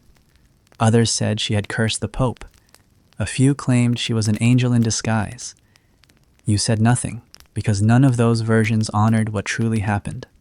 She was not divine. She was not dangerous. She was what the church had forgotten to account for. A voice that could not be silenced by ritual. A person who did not need to kneel to speak to heaven. There is a strange kind of weightlessness that follows resignation, not freedom, not relief, but a peculiar drifting, as if one's body remains where duty last placed it, while the mind begins its slow retreat into absence. When Pope Benedict stepped down, the air inside the Vatican changed, not abruptly, not with storm or scandal, but with a hush, like a tapestry being carefully unhooked from the wall. And though his decision would come to be explained, defended, even admired by some, those of us who had worn the robes understood something deeper. It was not shame that made him leave. It was weariness, too complete to hide. He was not the first to step away, but he was the first in 6 centuries to do so willingly. Others had died in their beds, their bones aching beneath embroidered silk. Some had been dragged from office through conspiracy or illness. But Benedict stood before the world and said what few dared to admit, that the burden had grown heavier than he could carry without breaking. It was a gesture that should have echoed through every cathedral, not for its drama, but for its honesty. And yet, it was received with an unsettling blend of confusion and indifference. Some believed it was a calculated move. Others insisted there must be a secret, a scandal unspoken, a pressure from within. But many simply moved on, as if a pope could exit quietly, like a clerk retiring from a civic post. They forgot that his hands had once held the same keys they now demanded from the next man, with barely a pause between transfers. In medieval history, no resignation ever came without consequence. To relinquish the robe was to acknowledge that holiness, or at least its performance, could be too much for flesh and spirit alike. And when a pope admitted that his prayers no longer arrived with conviction, that his sleep was haunted not by doubt but by fatigue, it disturbed the very myth that held the office aloft. If even the vicar of Christ could say, "Enough," what then of the rest of us? You remember the day he left vividly. It was not solemn, nor was it celebratory. It was quiet, painfully so. A light drizzle softened the marble steps. The bells rang out, but they sounded thin, as if the bronze itself questioned the gesture.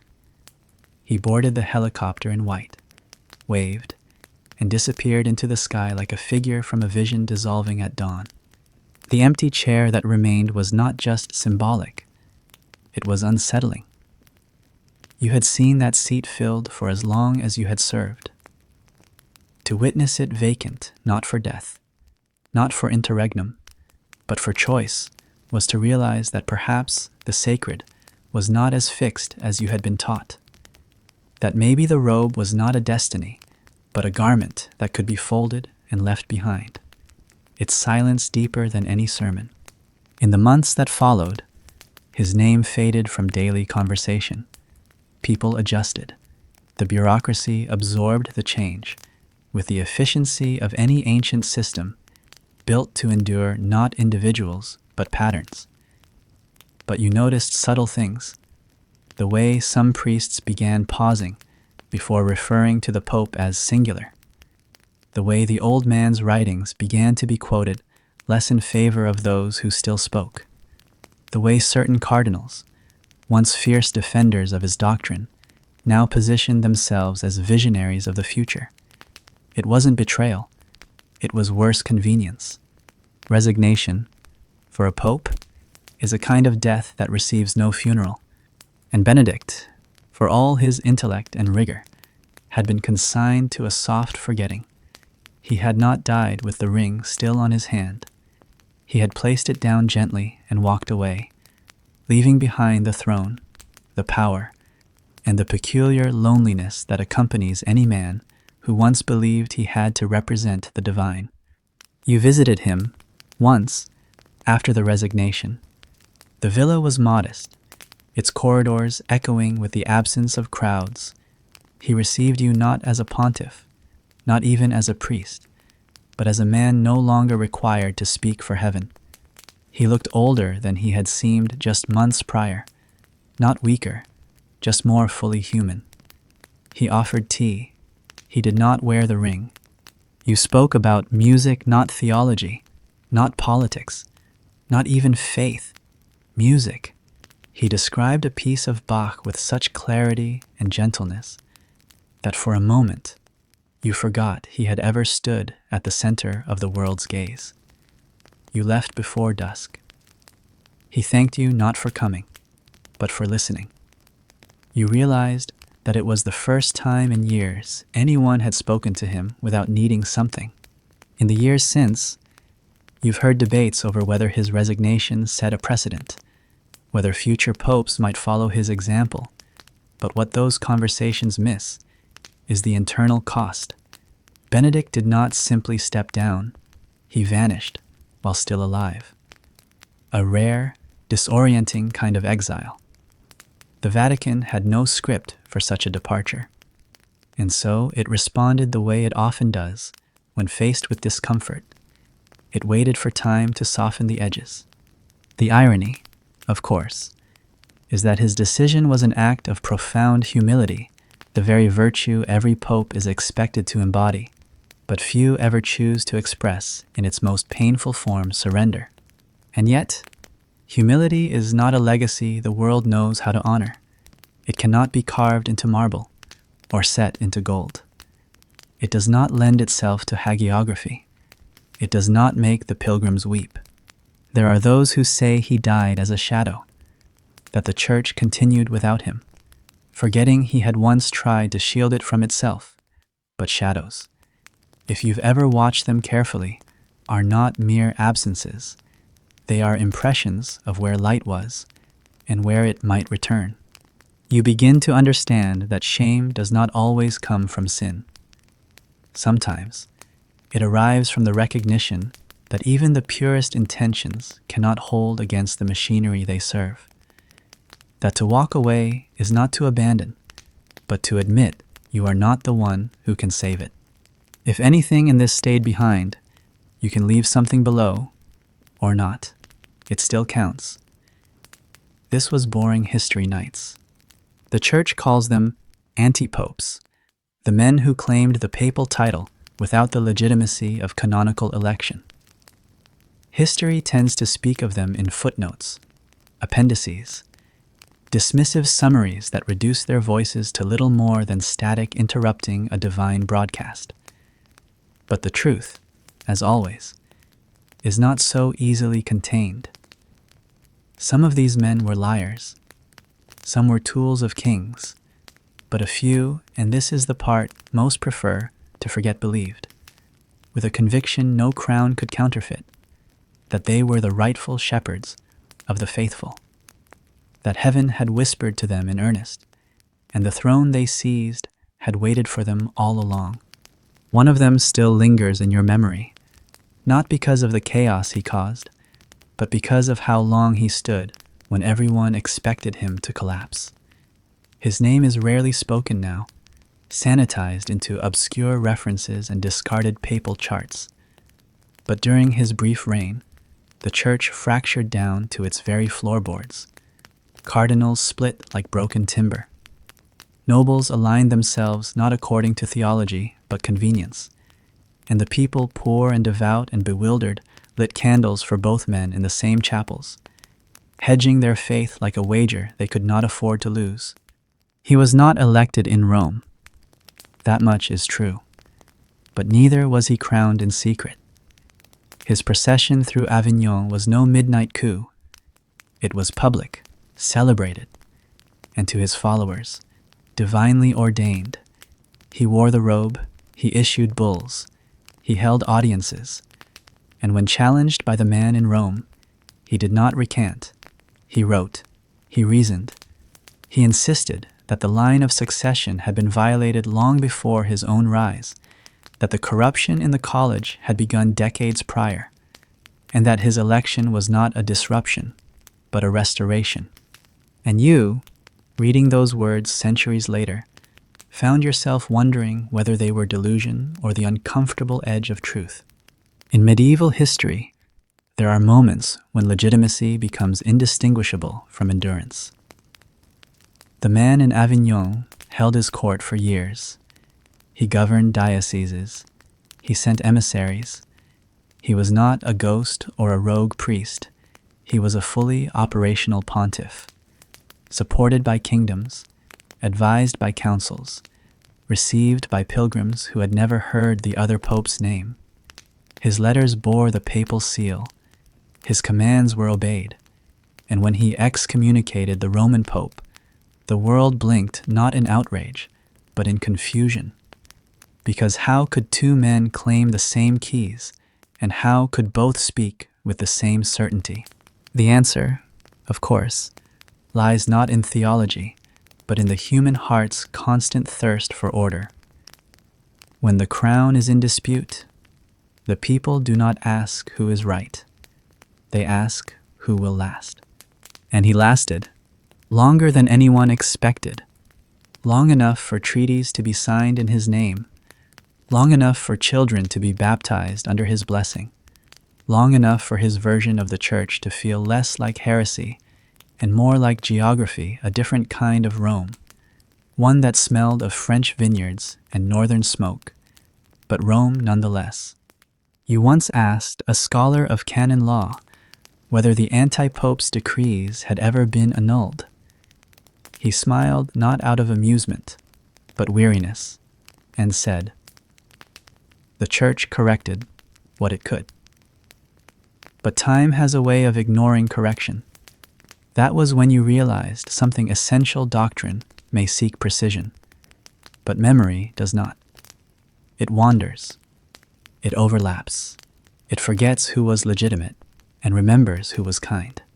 The anti-pope, for all his controversy, was not cruel. That alone complicated his erasure. He built hospitals. He protected Jewish communities in a time when Rome often looked the other way.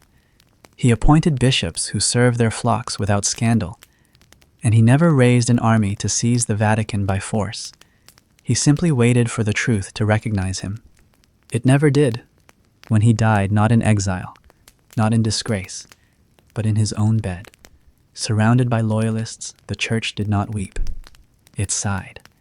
Because his death ended an inconvenience, the schism could begin to mend. The line of succession could be reasserted. The keys, once more, could point in a single direction. But something remained, a question, unspoken but persistent. What if he had been right? Not about everything, but about something essential, about the rot in the church's core, about the legitimacy of power that forgets its own purpose, about the ease with which robes can be inherited without reflection. If he was a heretic, he was one who loved the church deeply enough to die believing it would one day admit he was not. You keep a document in your personal archive, a letter he wrote in his final year, never sent. It begins with the words, "To my brother in Rome," and ends with a simple plea, "May your crown be lighter than mine has been." There is no bitterness in the phrasing, no demand, only exhaustion and grace. It is the most human piece of papal writing you've ever read. Some still argue he divided the church, as though unity must always come at the price of silence. But perhaps what he did was force the church to remember that holiness is not inherited. It must be earned, again and again, in the face of those who wear the same robe for different reasons. And as you sit beneath the lantern light of your study, thumbing the cracked edge of that unsigned letter, you realize something quietly unsettling. Legitimacy can be argued, but conviction that cannot be faked. If none of this is making sense anymore, you're exactly where you should be. There are stories within the church so absurd, so grotesque in their detail, that they must be softened before being repeated, retold not as fable, not as doctrine, but as something else entirely, curiosities that history could not fully bury, even if it tried. One such story, perhaps the most macabre in the long catalogue of papal misfortunes, is the Cadaver Synod. It sounds fictional, even to those who have studied the most violent corners of medieval history, but it happened. Not in some backwater tribunal, not in a heretic's dream, but in Rome itself, under the vaulted ceilings of St. John Lateran, where a pope's corpse was dug from its grave, dressed in papal robes, and put on trial. You knew this story before you wore the robe. Every seminarian does.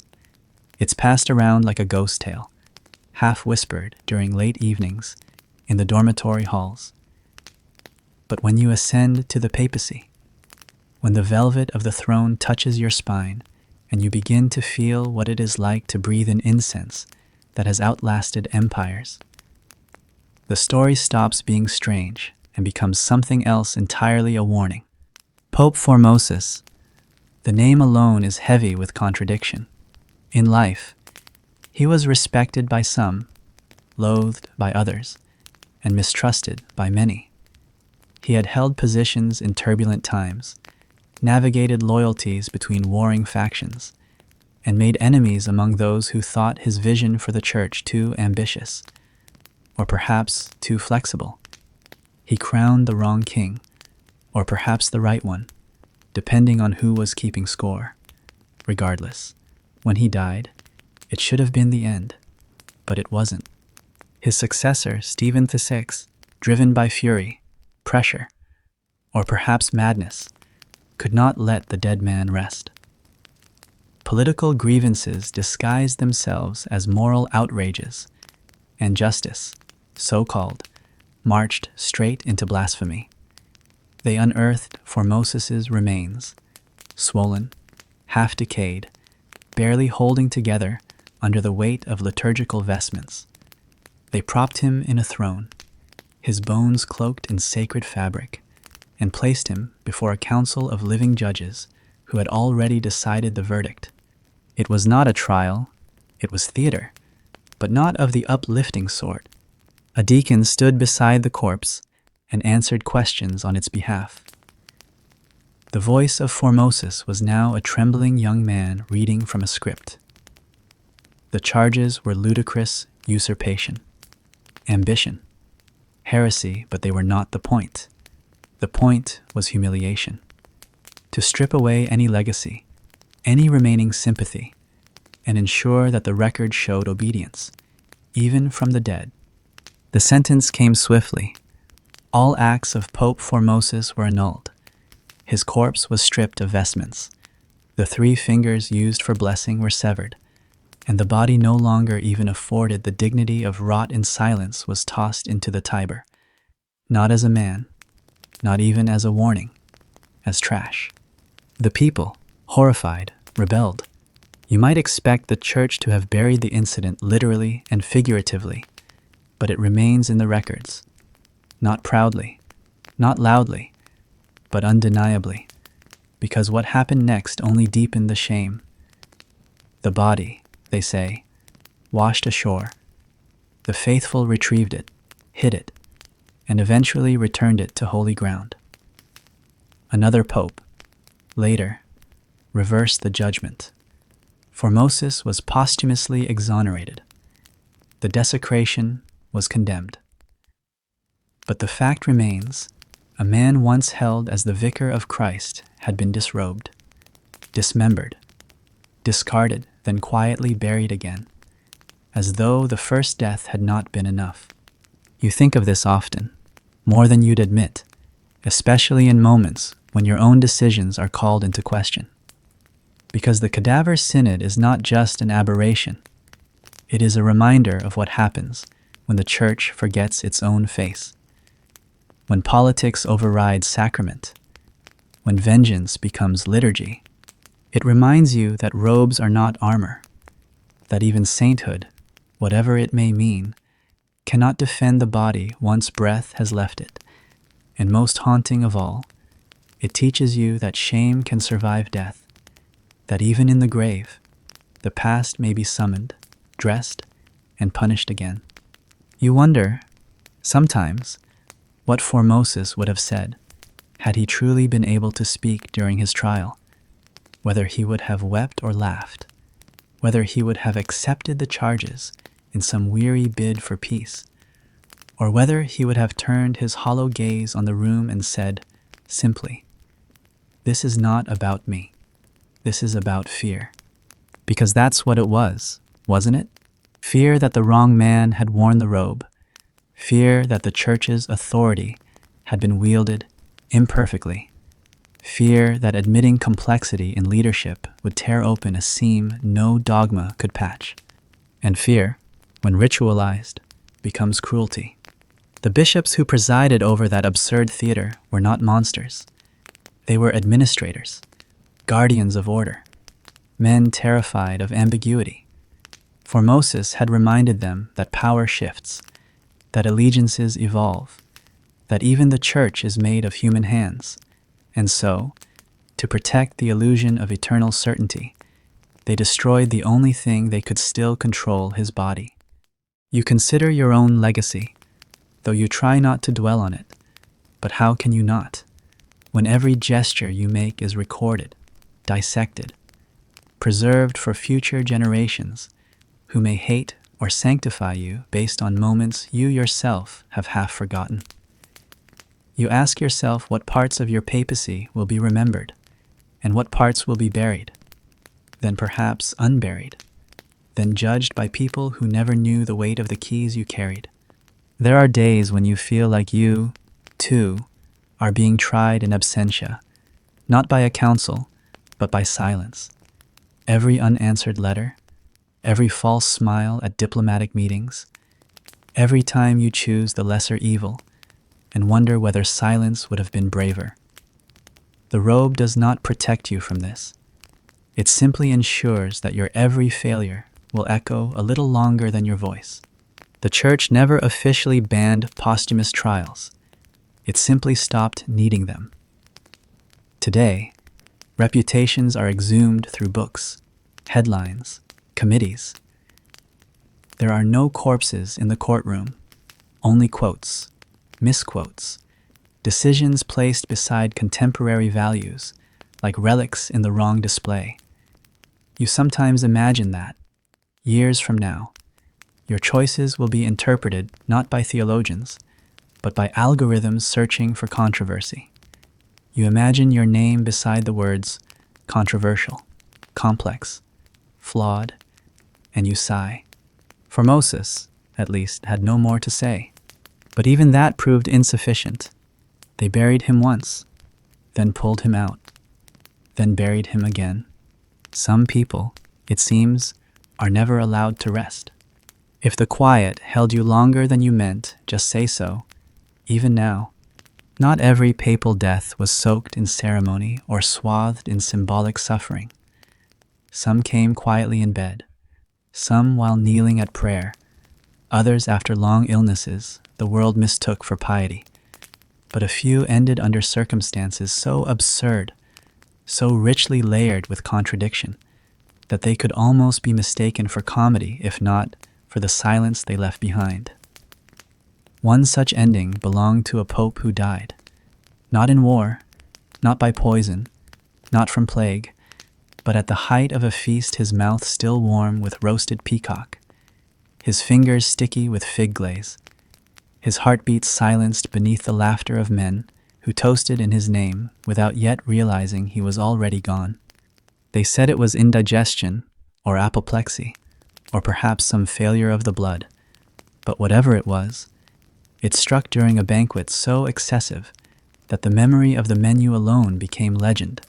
6 courses of meats, 4 of sugared fruit, imported wines from Iberia, desserts shaped into miniatures of the cathedral itself. The tables groaned, so did the guests. It was a feast, not of joy, but of spectacle, one more testament to a church that had grown more enamored with its own reflection than with the hunger waiting outside its gates. The Pope himself had presided from the central dais, not old, not frail, not unaware of the impression he gave. He had always known how to use appearance, his robes more vibrant than most, his voice theatrically calm, his hand gestures rehearsed, until even the pigeons in the piazza seemed to respond. He was a pope of grandeur, of pageantry, of precise control, and that night he wanted the court to see him in command, feasting in God's name without apology. What he did not anticipate was the body's refusal to play along. At some point during the 3rd course, perhaps the quail, perhaps the eels, he faltered. A brief stutter in speech, a cough that lasted half a second too long. Those nearby noticed, but said nothing. To interrupt the pontiff's words would be impolite. To offer concern might insult his pride. So he carried on. He lifted a goblet of honeyed wine. He smiled as jesters entered the room. And then, just as the musicians struck their first dissonant chord, he collapsed slowly, as though descending into sleep, his hand still reaching for a napkin that never made it to his lips. The room did not erupt into panic. Not at first. Some thought he had fainted. Others believed it part of the entertainment, a jest in poor taste. Perhaps, but not unheard of. It was only when the cup fell from his hand and rolled across the marble floor, spilling its contents into the shapes of saints on the inlaid tile, that the illusion broke. They carried him out, but it was already too late. The news spread with an eerie efficiency. Rome had always known how to circulate rumor before the ink of official proclamation dried. The crowd outside the palace, gathered to watch fireworks and catch scraps from the feast, began to murmur before the torches were even lit. A woman selling almonds swore she saw the cardinal's face go pale. A baker claimed he heard the death bell before it rang.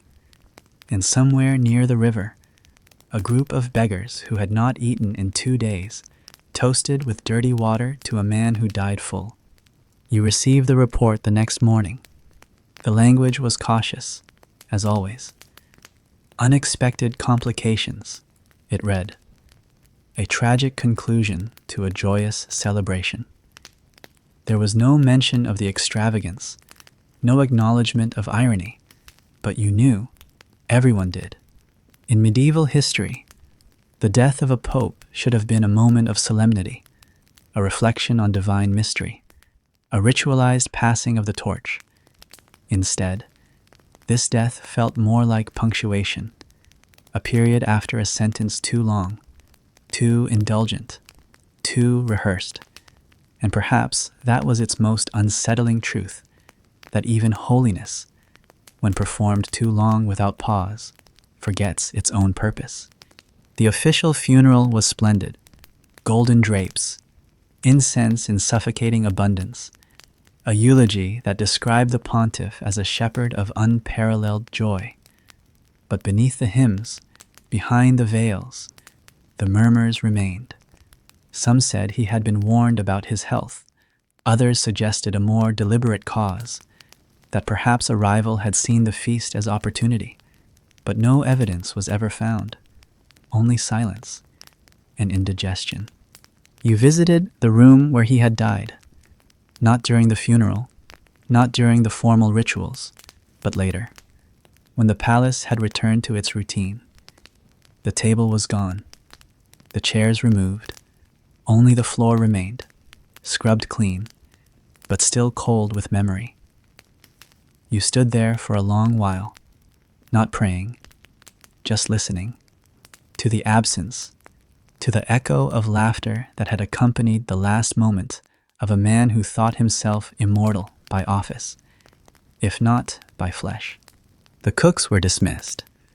The wine merchant vanished. The servants, though spared official reprimand, carried a new stillness in their movements, as if their work might once again become the stage for someone else's final moment. The church issued no rebuke, only a reminder that life is fleeting, and indulgence a temptation best resisted. But no one believed the sermon. Not really, because the next feast, though more subdued, was already being planned. You reflected on that moment often, not because it was dramatic, but because it was honest. The Pope had died as he had lived publicly, opulently, surrounded by men who admired him, envied him, feared him. And in his final breath, the robe did not protect him, the tiara did not bless him. Only the body remained, and the question it left behind, what had it all been for? There is a parable rarely read from the pulpit about a man who built a golden chapel atop a mountain but died in the valley below, too tired to climb. It ends with a line you've always remembered. He mistook the light on the hill for God, and never noticed the lantern in his own hand. Perhaps this pope made the same mistake, or perhaps he saw the lantern clearly, but chose instead the fireworks. Either way, the church moved on, and yet, the room where he died remains empty, not by decree, not out of reverence, but because no one has asked to use it since. Even power, it seems, has places it would rather forget. The Vatican is a city of doors, some gilded and ceremonial, others plain and utilitarian, but many more which are not listed on maps or guided tours. The bedroom in question belongs to the latter. No official record exists of it. No fresco bears its image. But those who have served long enough in the apostolic palace know its hallway by instinct. It is not marked with symbols of the keys, nor adorned with marble. It is quieter than the rest. And the quiet, once you reach it, is of a different nature, not contemplative, not sacred, but heavy, deliberate, held in place by something older than shame. The room itself is small, windowless, and surrounded on three sides by thicker than normal walls, as though it was designed not to be entered, but hidden. It has no crucifix, no writing desk, no books, just a single bed, lower than standard, and a narrow wardrobe whose door sticks slightly when opened. Most days, it remains locked. The staff do not speak of it. The housekeeper in charge of that wing changes more frequently than in any other corridor of the papal residence. You had never meant to enter it. It was not curiosity that drew you there, nor rumor, but accident. A late evening, a wrong turn in an unfamiliar part of the palace, chasing the echo of your own footsteps after a meeting that ran too long. The door was ajar, just slightly, enough to reveal the edge of a blanket pulled too tightly over the bed, and the peculiar scent of lavender and smoke that lingered like something once sacred, now stained. You stepped inside because it felt like a room that needed remembering. It felt like something had happened there, many times over, that no one wanted to be true. And yet the walls remembered, even if the men did not. Later, you asked discreetly about the room.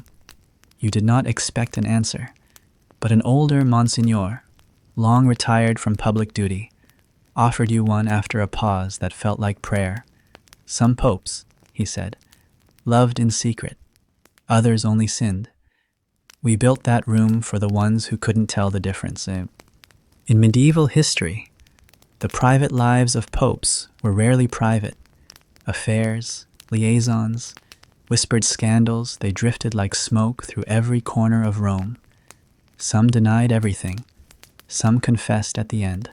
Some were protected by silence that was enforced rather than volunteered.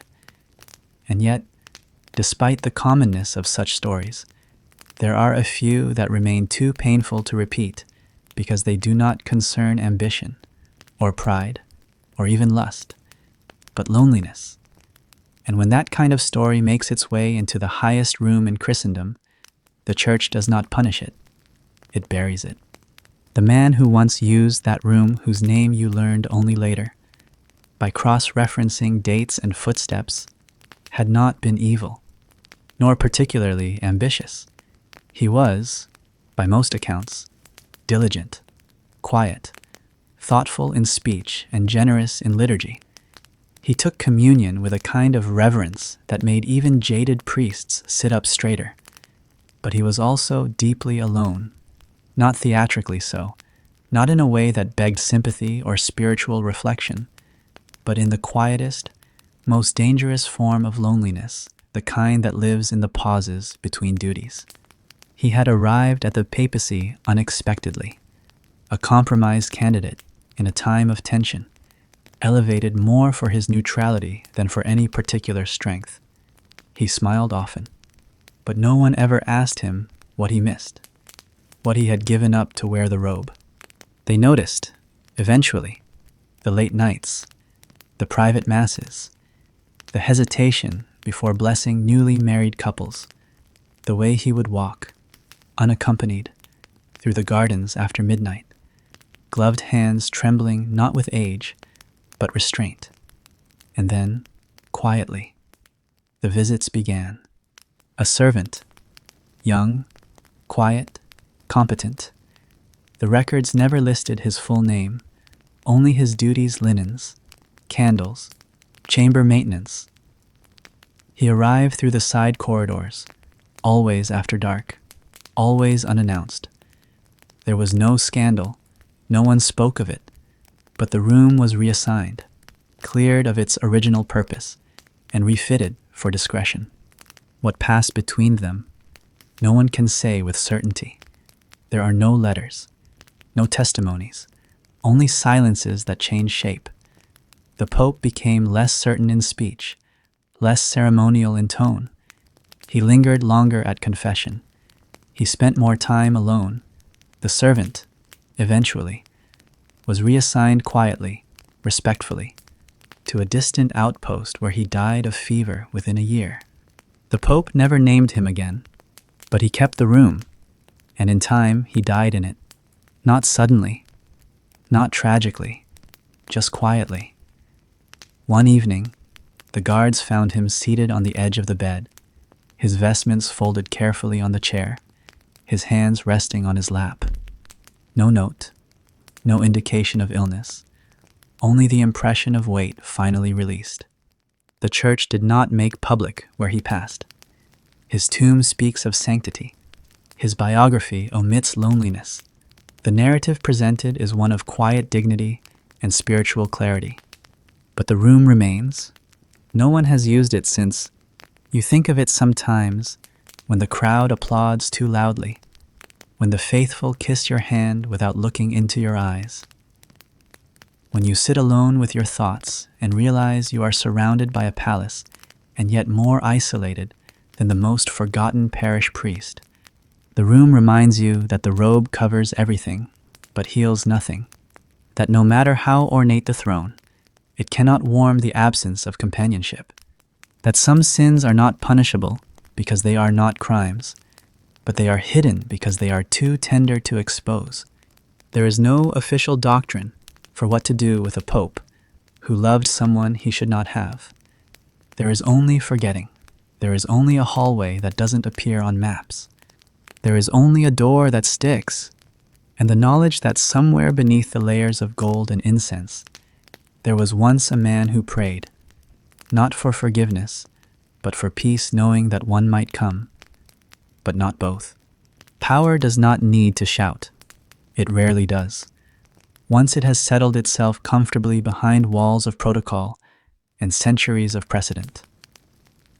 Within the Vatican, the most dangerous gestures are not public decrees or dramatic excommunications, but quiet adjustments, papers moved from one stack to another, a name omitted from a list, a meeting postponed until the need for it dissolves. And yet, occasionally, someone within the system chooses not to participate in this choreography of delay. Instead of maneuvering around the rot, they attempt to name it.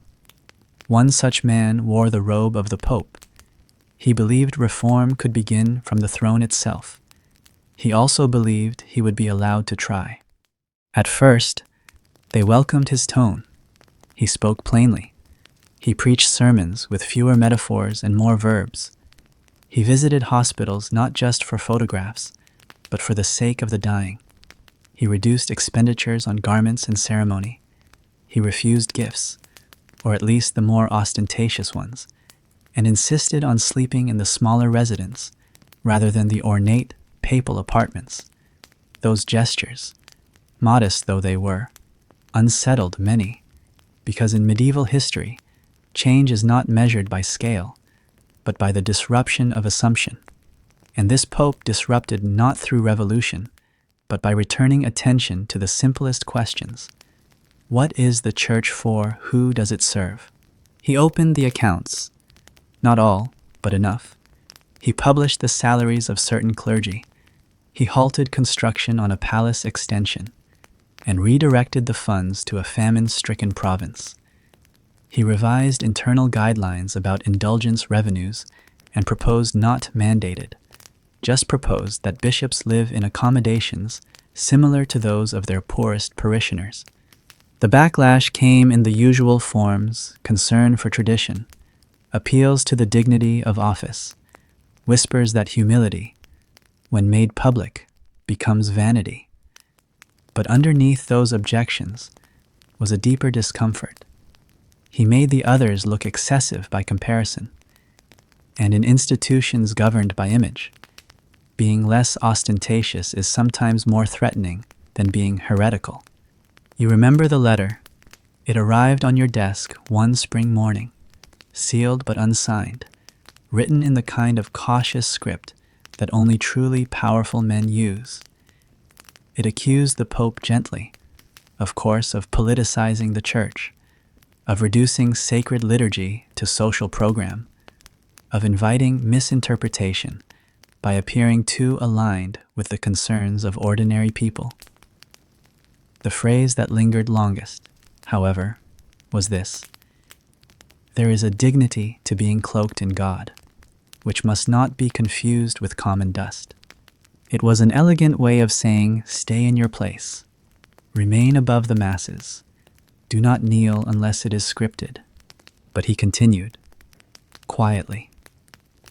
Without dramatic gestures, he restructured committees, not by dismissing the old guard, but by requiring them to report more regularly. He hosted dialogues with critics of the church, not to debate them, but to listen. He included women in positions of advisory power, not in roles of doctrinal authority, but in decisions that shaped policy. None of it was scandalous. It was all so ordinary that, paradoxically, it became dangerous, because it reminded everyone that the robe was never supposed to be armor. It was supposed to be service made visible. Then came the poisoning. Not dramatic, not theatrical, nothing you'd find in the margins of Renaissance intrigue, no goblet spilled mid-toast, no servant caught fleeing with a vial, just a gradual deterioration, nausea, fatigue, vertigo, an inability to hold down food, a trembling that worsened each week. Physicians were summoned, tests conducted, theories floated. Perhaps it was stress, or age, or divine testing. The official diagnosis was inconclusive, but those closest to him began to take turns sleeping outside his room, not because they feared for his safety, but because he could no longer ring the bell loud enough when the vomiting began. He never accused anyone, even as his hair thinned, even as his weight dropped visibly beneath the robe. He maintained that he was being tested not by enemies, but by the office itself. The robe, he once said to his confessor, does not rest easily. Perhaps it never did. You heard the rumor, of course, everyone did, that the wine at a private supper had tasted slightly strange, that a bottle delivered to his private quarters had not come through the usual channels, that the cupbearer was reassigned shortly after, without formal explanation. But no evidence was ever presented, no inquiry ever opened, because to investigate such a thing would have meant admitting that the papal cloak itself could be stained. And the Church, for all its theology of confession and repentance, has never been comfortable applying those ideas to itself. He lived, but only just. The sickness passed, or at least plateaued, and with it came a shift not in his commitment, but in how others treated him. Where once they saw a reformer, now they saw a symbol of vulnerability. His strength, previously admired, was now described as stubbornness. His decisions, once called pastoral, were now deemed impractical. The tone of letters changed. The Vatican murmured in more measured tones, and soon a phrase emerged that you recognized from history's darker alleys transitional pontificate. It was a euphemism, a way of waiting him out. He died not long after, officially, of complications related to age and prior illness. The funeral was well attended. The homily mentioned his humility. It did not mention the sickness. It did not mention the wine. And it certainly did not mention the financial reforms that had been quietly reversed within 6 months of his death. His tomb is simple. By papal standards, the inscription is brief. His face is carved in a way that emphasizes neither sorrow nor triumph, just stillness. You visited it once, under a gray sky, when the square was mostly empty. You lit a candle. You didn't kneel. You simply stood and whispered the thing you feared he might never have heard in life. You were right to try, because that's what stays with you. Not the reforms, not the sickness, but the attempt, the belief that the robe could be worn differently, that service could speak louder than spectacle, that humility could be institutional, not just individual. There is a robe in the archives, not worn since, made of plain linen, unadorned, without gold or embroidery. It was a gift from a small congregation in a village whose name even most Romans don't know. He wore it once, during a private mass. No photographers, no cardinals, just him, and a handful of peasants who wept when he read the gospel aloud in their dialect. The robe is folded carefully. It smells faintly of myrrh and cedar. It is not catalogued. It simply rests. It begins not with a thunderclap, but with a carriage. Heavy, black, reinforced with iron and holy ambiguity. It rolls slowly through the cobbled roads of southern France, neither hiding nor proclaiming its presence. At its center sits a man cloaked in scarlet, head bowed beneath a weight that has followed him across borders and across centuries.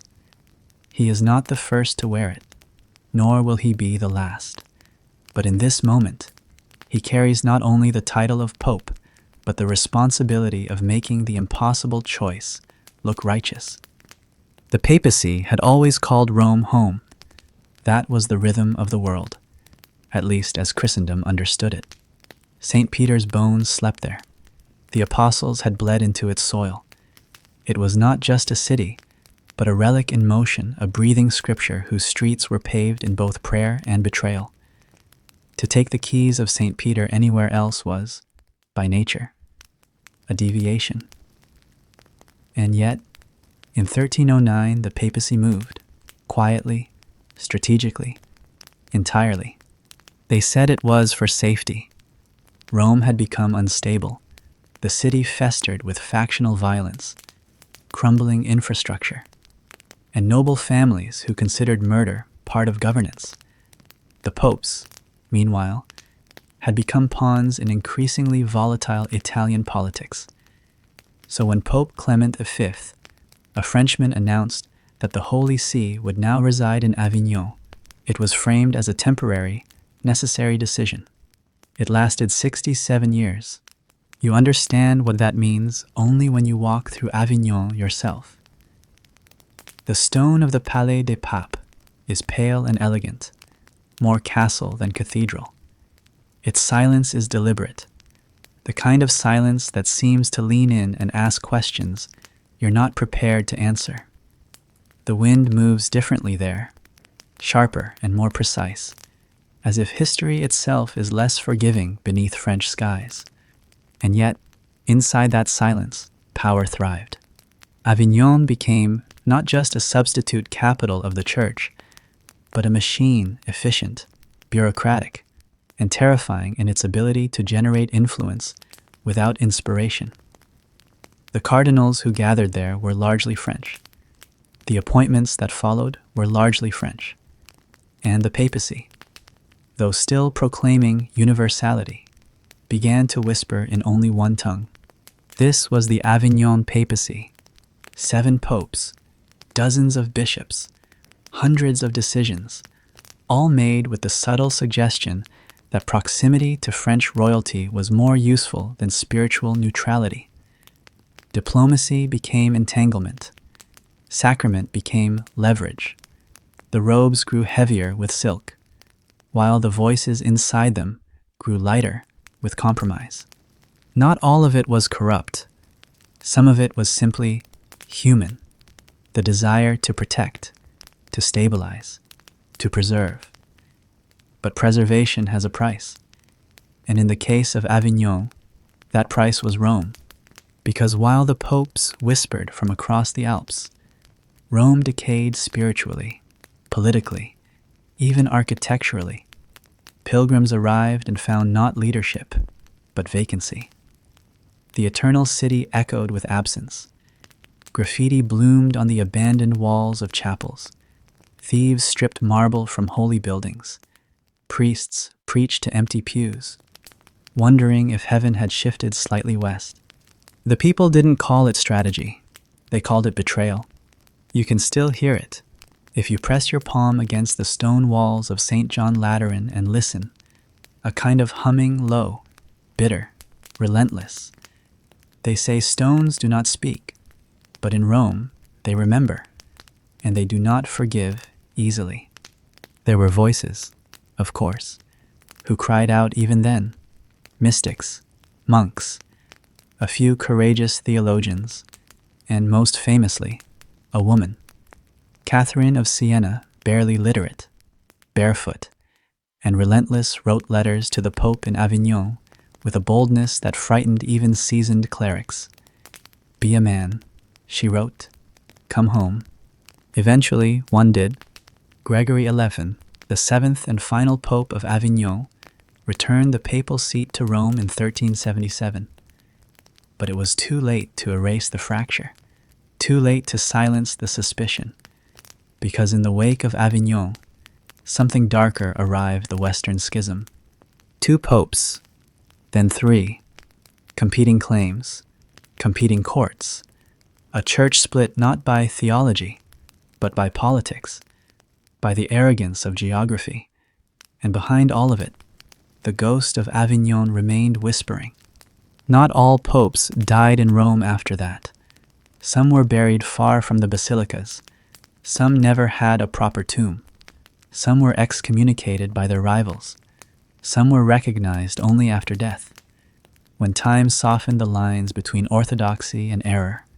You find yourself haunted by this era because it does not scream its shame, it murmurs it.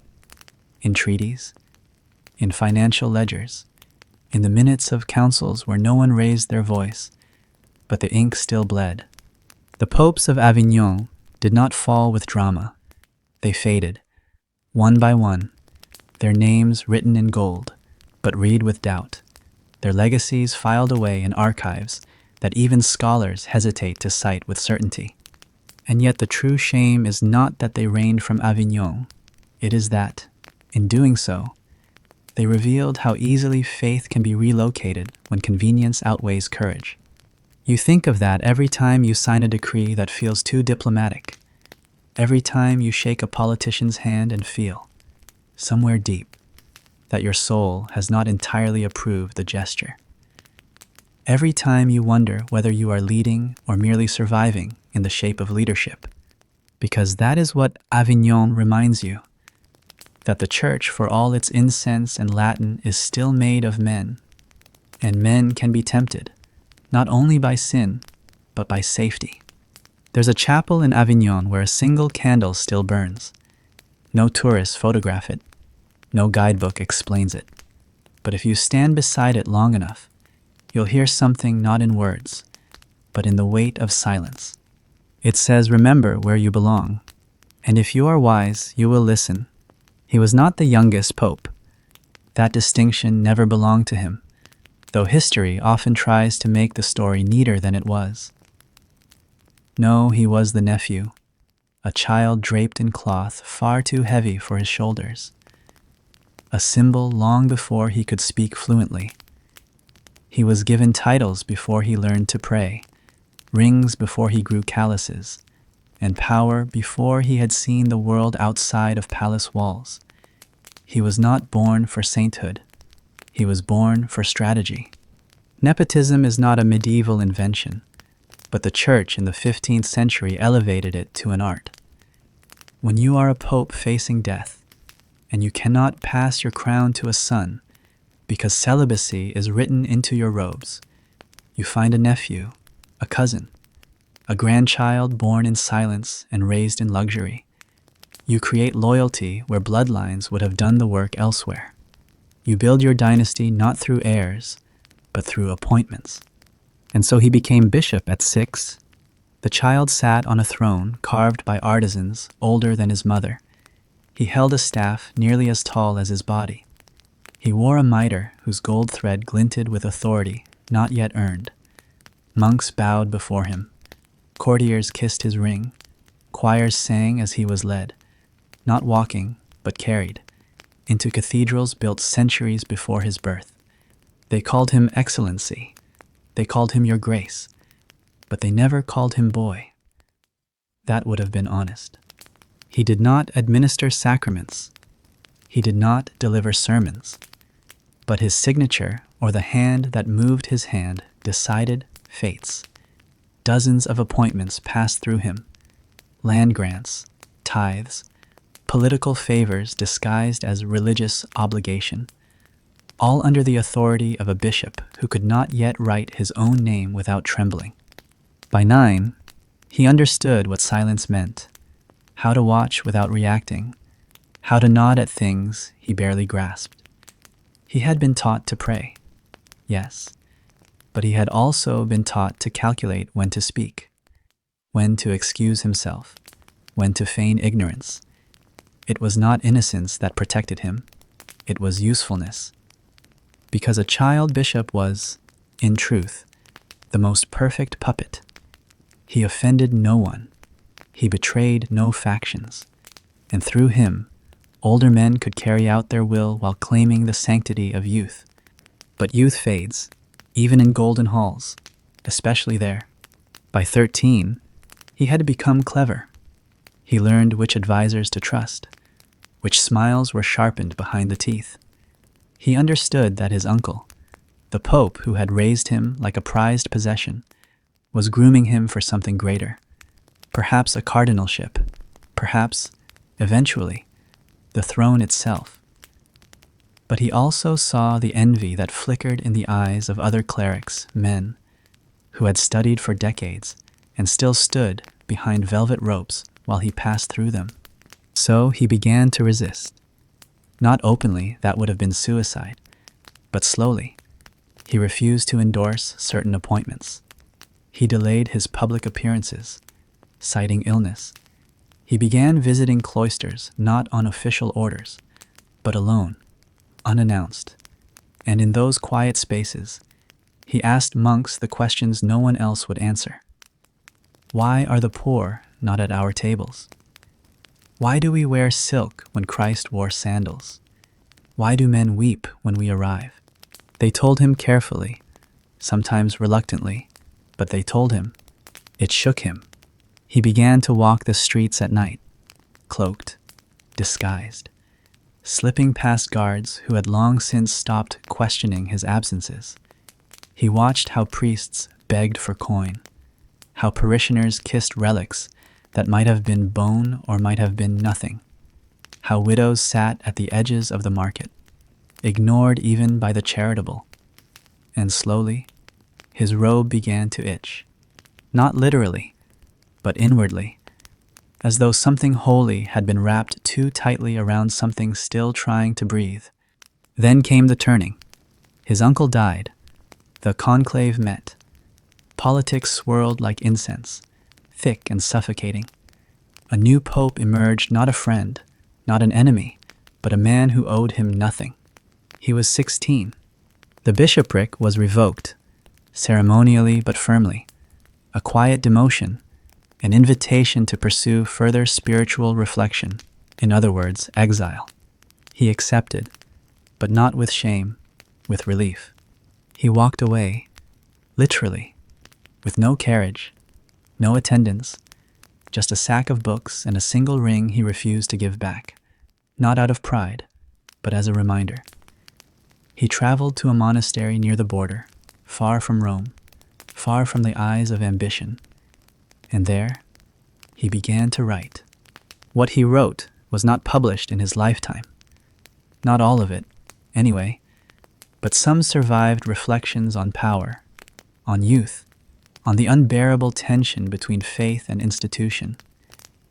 He wrote about the loneliness of robes, about the way adults use children as shields, about the hunger for holiness that can be mistaken for obedience. He did not return to public life. He did not seek revenge. He lived quietly, tended the sick, swept floors, prayed without performance. He died at 33, the same age, some whispered, as Christ. There is a mural of him in the monastery. It's faded now, the colors dulled by candle smoke and centuries of quiet.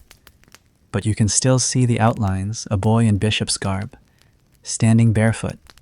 His eyes are solemn, his hands are empty. And below, in Latin, he wore the robe before he knew what it weighed. That's what stays with you. Not the scandal, not the appointments, but the boy who became a bishop and then chose to become a man. It was a small door, tucked behind the third archway in the northern cloister. Most pilgrims never saw it. Most cardinals never passed by it. In the grand architecture of a medieval papal palace, frescoes above, columns below, echoes of sacred Latin on every stone, it was a shadow among stonework. No inscription, no coat of arms, no golden handle to gleam in the sun, just a narrow, slightly bowed door, perpetually locked, the wood darkened by centuries of damp Roman winters and silent summers. But it was there that he lived his final years, not in exile, not in disgrace, not in formal imprisonment. No such declarations were ever made. To the world, he had retired. He was unwell. He had taken spiritual refuge. The Pope who had once thundered from balconies and raised kingdoms with the tilt of his hand was now said to be reflecting, praying, composing his final thoughts in peace. But those who had served him knew the truth. They saw the robes folded in silence, the letters unopened, the meals passed through a narrow hatch in the door. They heard no hymns, no muttered prayers, no sound but the occasional scrape of parchment and the cough that never left him. Even the bells, which rang for every hour of holy time, seemed to soften when they reached that corner of the palace. He had once ruled this city like an emperor, not officially, of course, but beneath the pretense of humility. He had waged war in the name of doctrine, dozens of enemies excommunicated, rival cities placed under interdict, priests made examples, and gold, so much gold, poured into the treasury from the indulgences he authorized. A river of gilt and coin that kept the papal coffers swollen, and his robes stitched with pearl. But power, like sin, accumulates weight, slowly, imperceptibly, until your hands begin to shake from lifting your own chalice. No one spoke of the scandal out loud. Even now, centuries later, the records are partial, the footnotes cautious, the accusations hinted at but rarely written with certainty. Some claimed it was a woman or several. Others whispered of a nobleman's son, imprisoned after daring to publish sermons that challenged the Pope's indulgence policies. A few suggest a forged document, signed in haste, that condemned an entire village to execution during a military campaign the Church had no business supporting. The truth may have been all of it or none of it. The truth may have simply been that the man who had once believed himself chosen began, too late, to suspect he was not, and so the door was shut, not slammed, not nailed, simply shut and locked. A quiet understanding passed through the marble corridors. He would not be seen again, not in the gardens, not at Mass, not even from the upper windows, where popes sometimes watched the stars while pretending not to fear judgment. Inside the chamber, the air was said to be dry, the walls bare, one candle lit, always the same, replaced each week by a trembling acolyte who never stayed longer than necessary. The Pope never turned to look, never spoke. Sometimes rarely he wrote a line on a scrap of vellum and passed it through the hatch, a line from Scripture, a memory, a name, the meaning never explained. Meaning, some thought it was madness, others believed it was penance, but perhaps those two are not so different. One day, the scraps stopped coming, not suddenly, simply absent. The silence that followed felt heavier than death, as if the soul had left before the breath. The guards waited, the acolytes waited, and after 3 days, a decision was made. The door was not opened by cardinals, not even by a bishop. It was opened by the man who had once been the Pope's confessor. Old now, bent, pale as linen, he approached the door without ceremony, whispered a blessing in a voice barely audible, and slid the iron key into the lock. It did not resist. The room was not what they expected.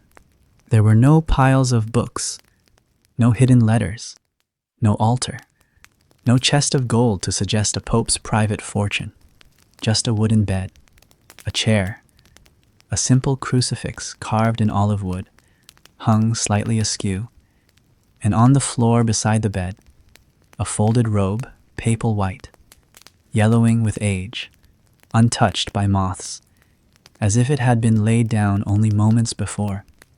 He had died sitting upright, hands folded in his lap, his eyes open, unfocused, a faint smile, but no lightness in the air, no sense of peace, just stillness, and behind it, something colder.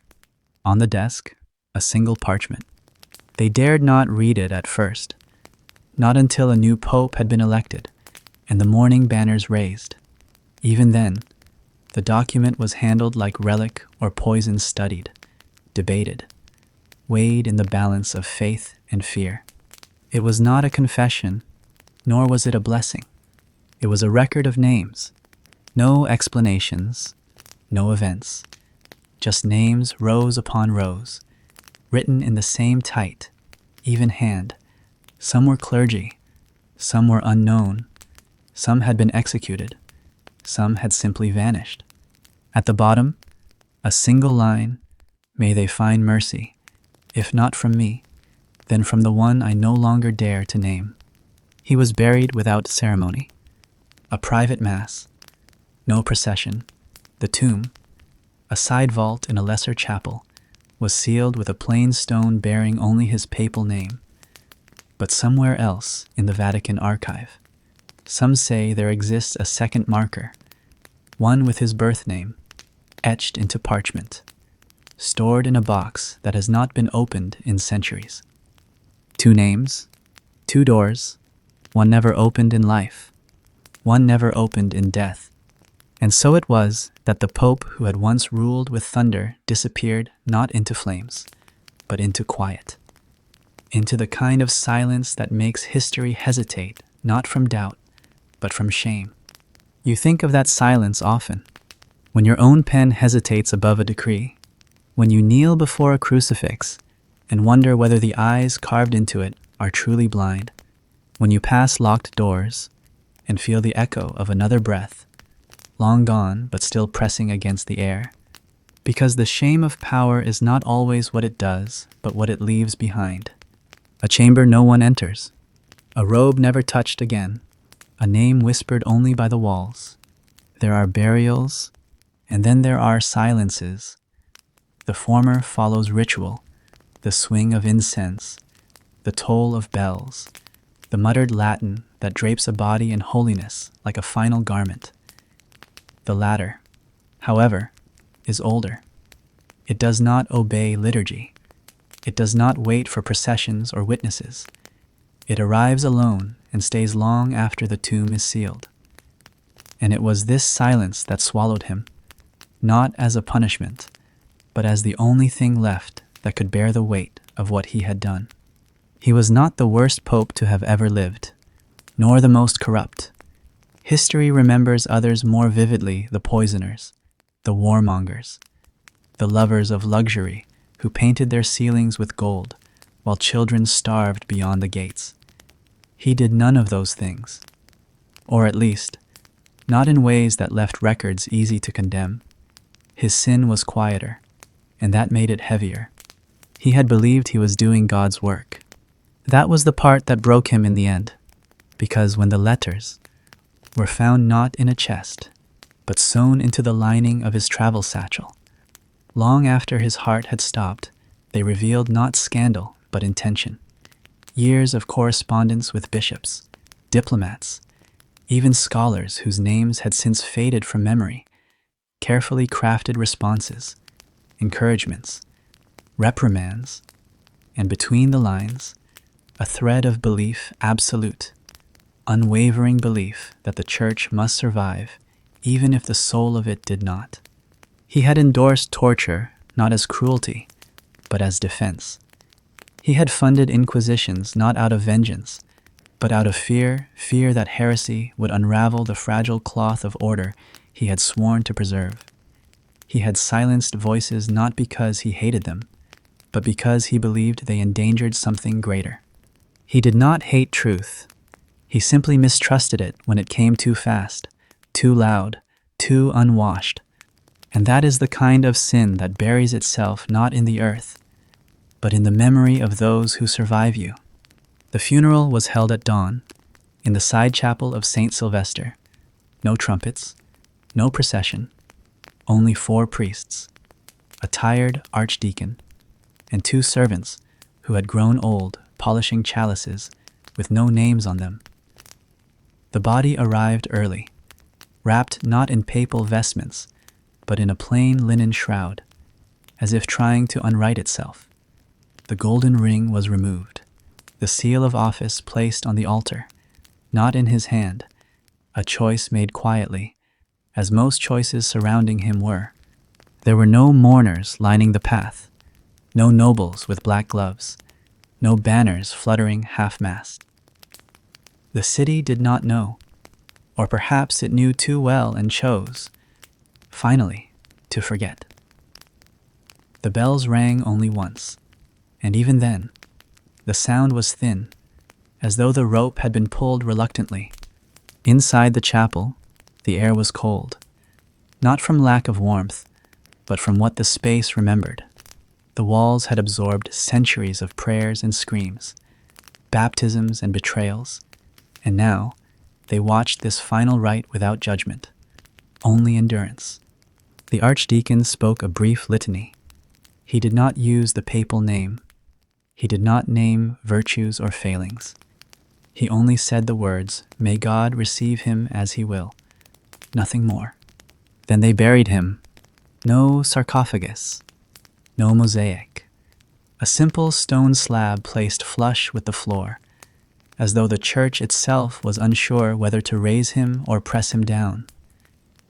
The inscription, carved in a hand so plain it might have belonged to a gravedigger, read only, Petrus Servus Servorum Dei Peter, servant of the servants of God, the title all popes claim, the name none can fully wear. But beneath that stone, what lay was not merely a body. It was the embodiment of a question the church still fears to ask aloud. What happens when a man serves God with clean hands but a frightened heart? He had not stolen gold. He had not fathered bastards, or whispered poisons, or crowned false kings. And yet, the rage that settled in his grave was not from what he did, but from what he failed to stop. The letters continued to arrive for weeks after his death. Appeals, pleas, questions. None of them answered. One monk was assigned to intercept them, to read them carefully, to determine whether any response was appropriate. Most were burned. A few were copied and archived. None were answered. Years passed. The stone weathered. Mourners never came. Children played marbles near his name, unaware of what rested beneath. The church moved on. New popes rose, robes freshly stitched, proclamations freshly inked. The altar where his ring had rested was scrubbed, then forgotten. One of the servants who had polished the chalices died. The other took vows of silence and never spoke again. And yet, the silence remained, not imposed, not ceremonial, but atmospheric, like a hush in the middle of a breath, as though the walls still remembered what he had not said, as though the shadows behind the altar still waited for an apology. Then, decades later, a scholar young, curious, too stubborn to heed the warnings of older clerics found one of his letters misfiled in a dusty box. He read it once, then again, then a third time aloud, as though unsure whether the words would change under different tones. It was addressed to no one, or perhaps to everyone. The handwriting was old but steady, the ink brown with age, not malice, and the words simple. If I return to him empty-handed, let it not be because I refuse to carry the burden, but let him know I never stopped wondering if it was mine to carry at all. That scholar wept, not out of grief, out of recognition, because what lay buried was not a villain, not a saint, but a man who had led millions while doubting his own right to speak. That kind of rage is not loud. It does not scream from pulpits or shatter stained glass. It curls inside the stone.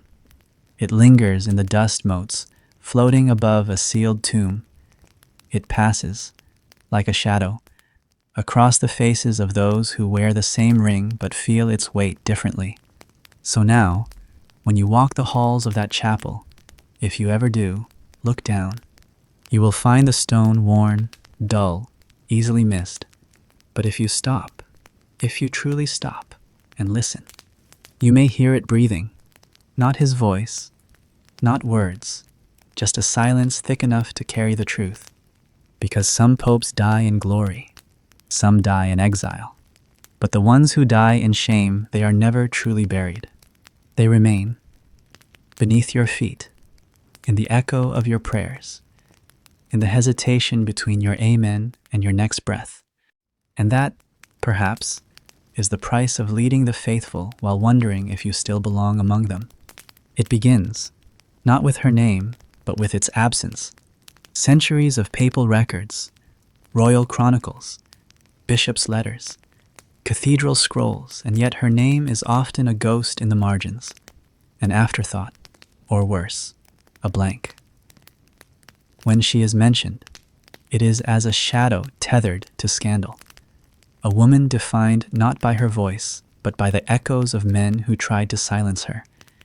And when you try to piece her story together, this woman who once walked the marble halls of power, who shared bread with kings, and whispered behind cathedral curtains, you find mostly absence, carefully curated absence.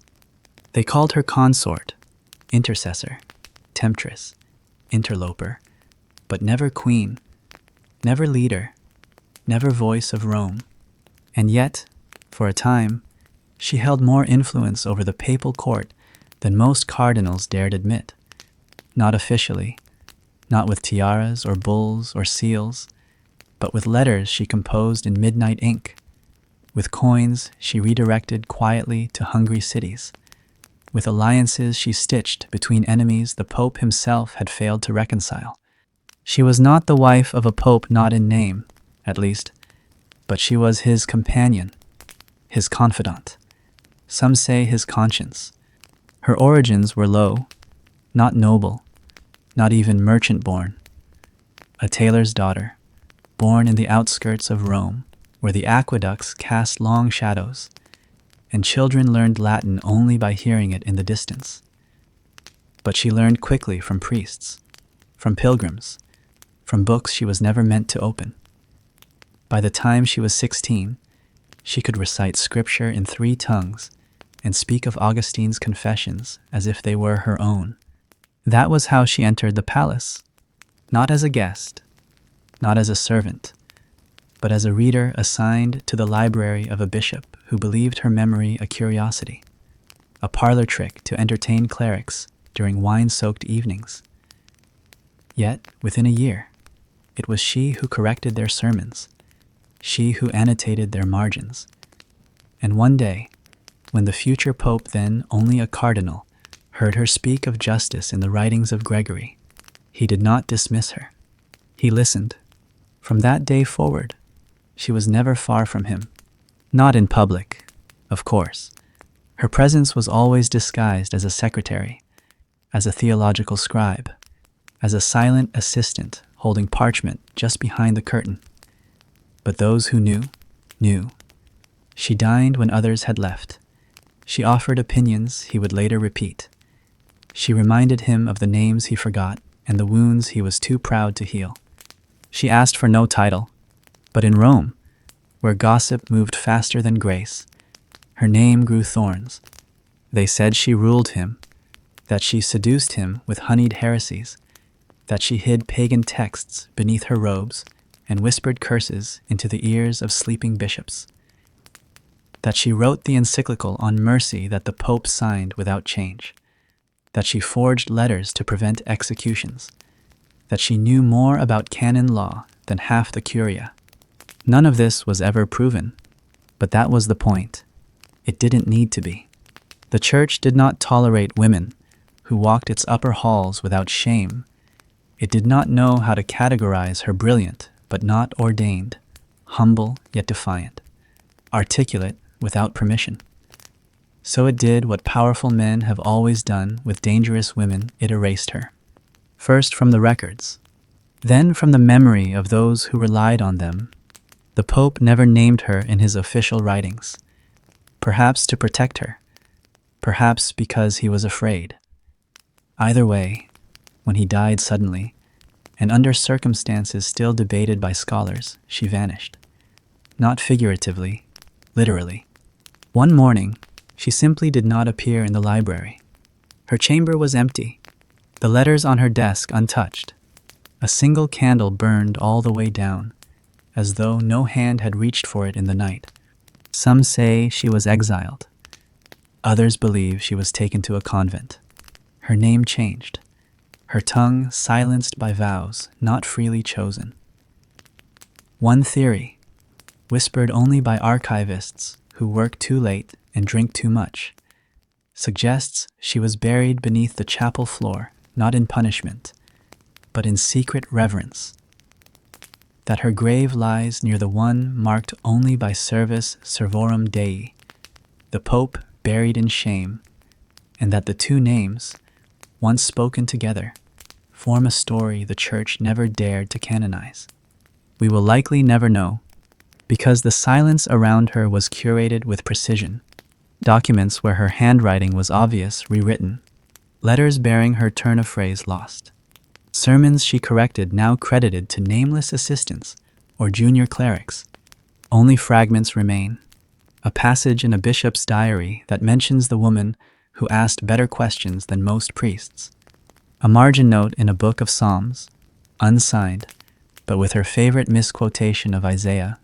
A coin found in the Vatican crypts not minted, but scratched, bearing the letters M.L., her initials, etched so faintly that they vanish if you breathe too hard near the surface.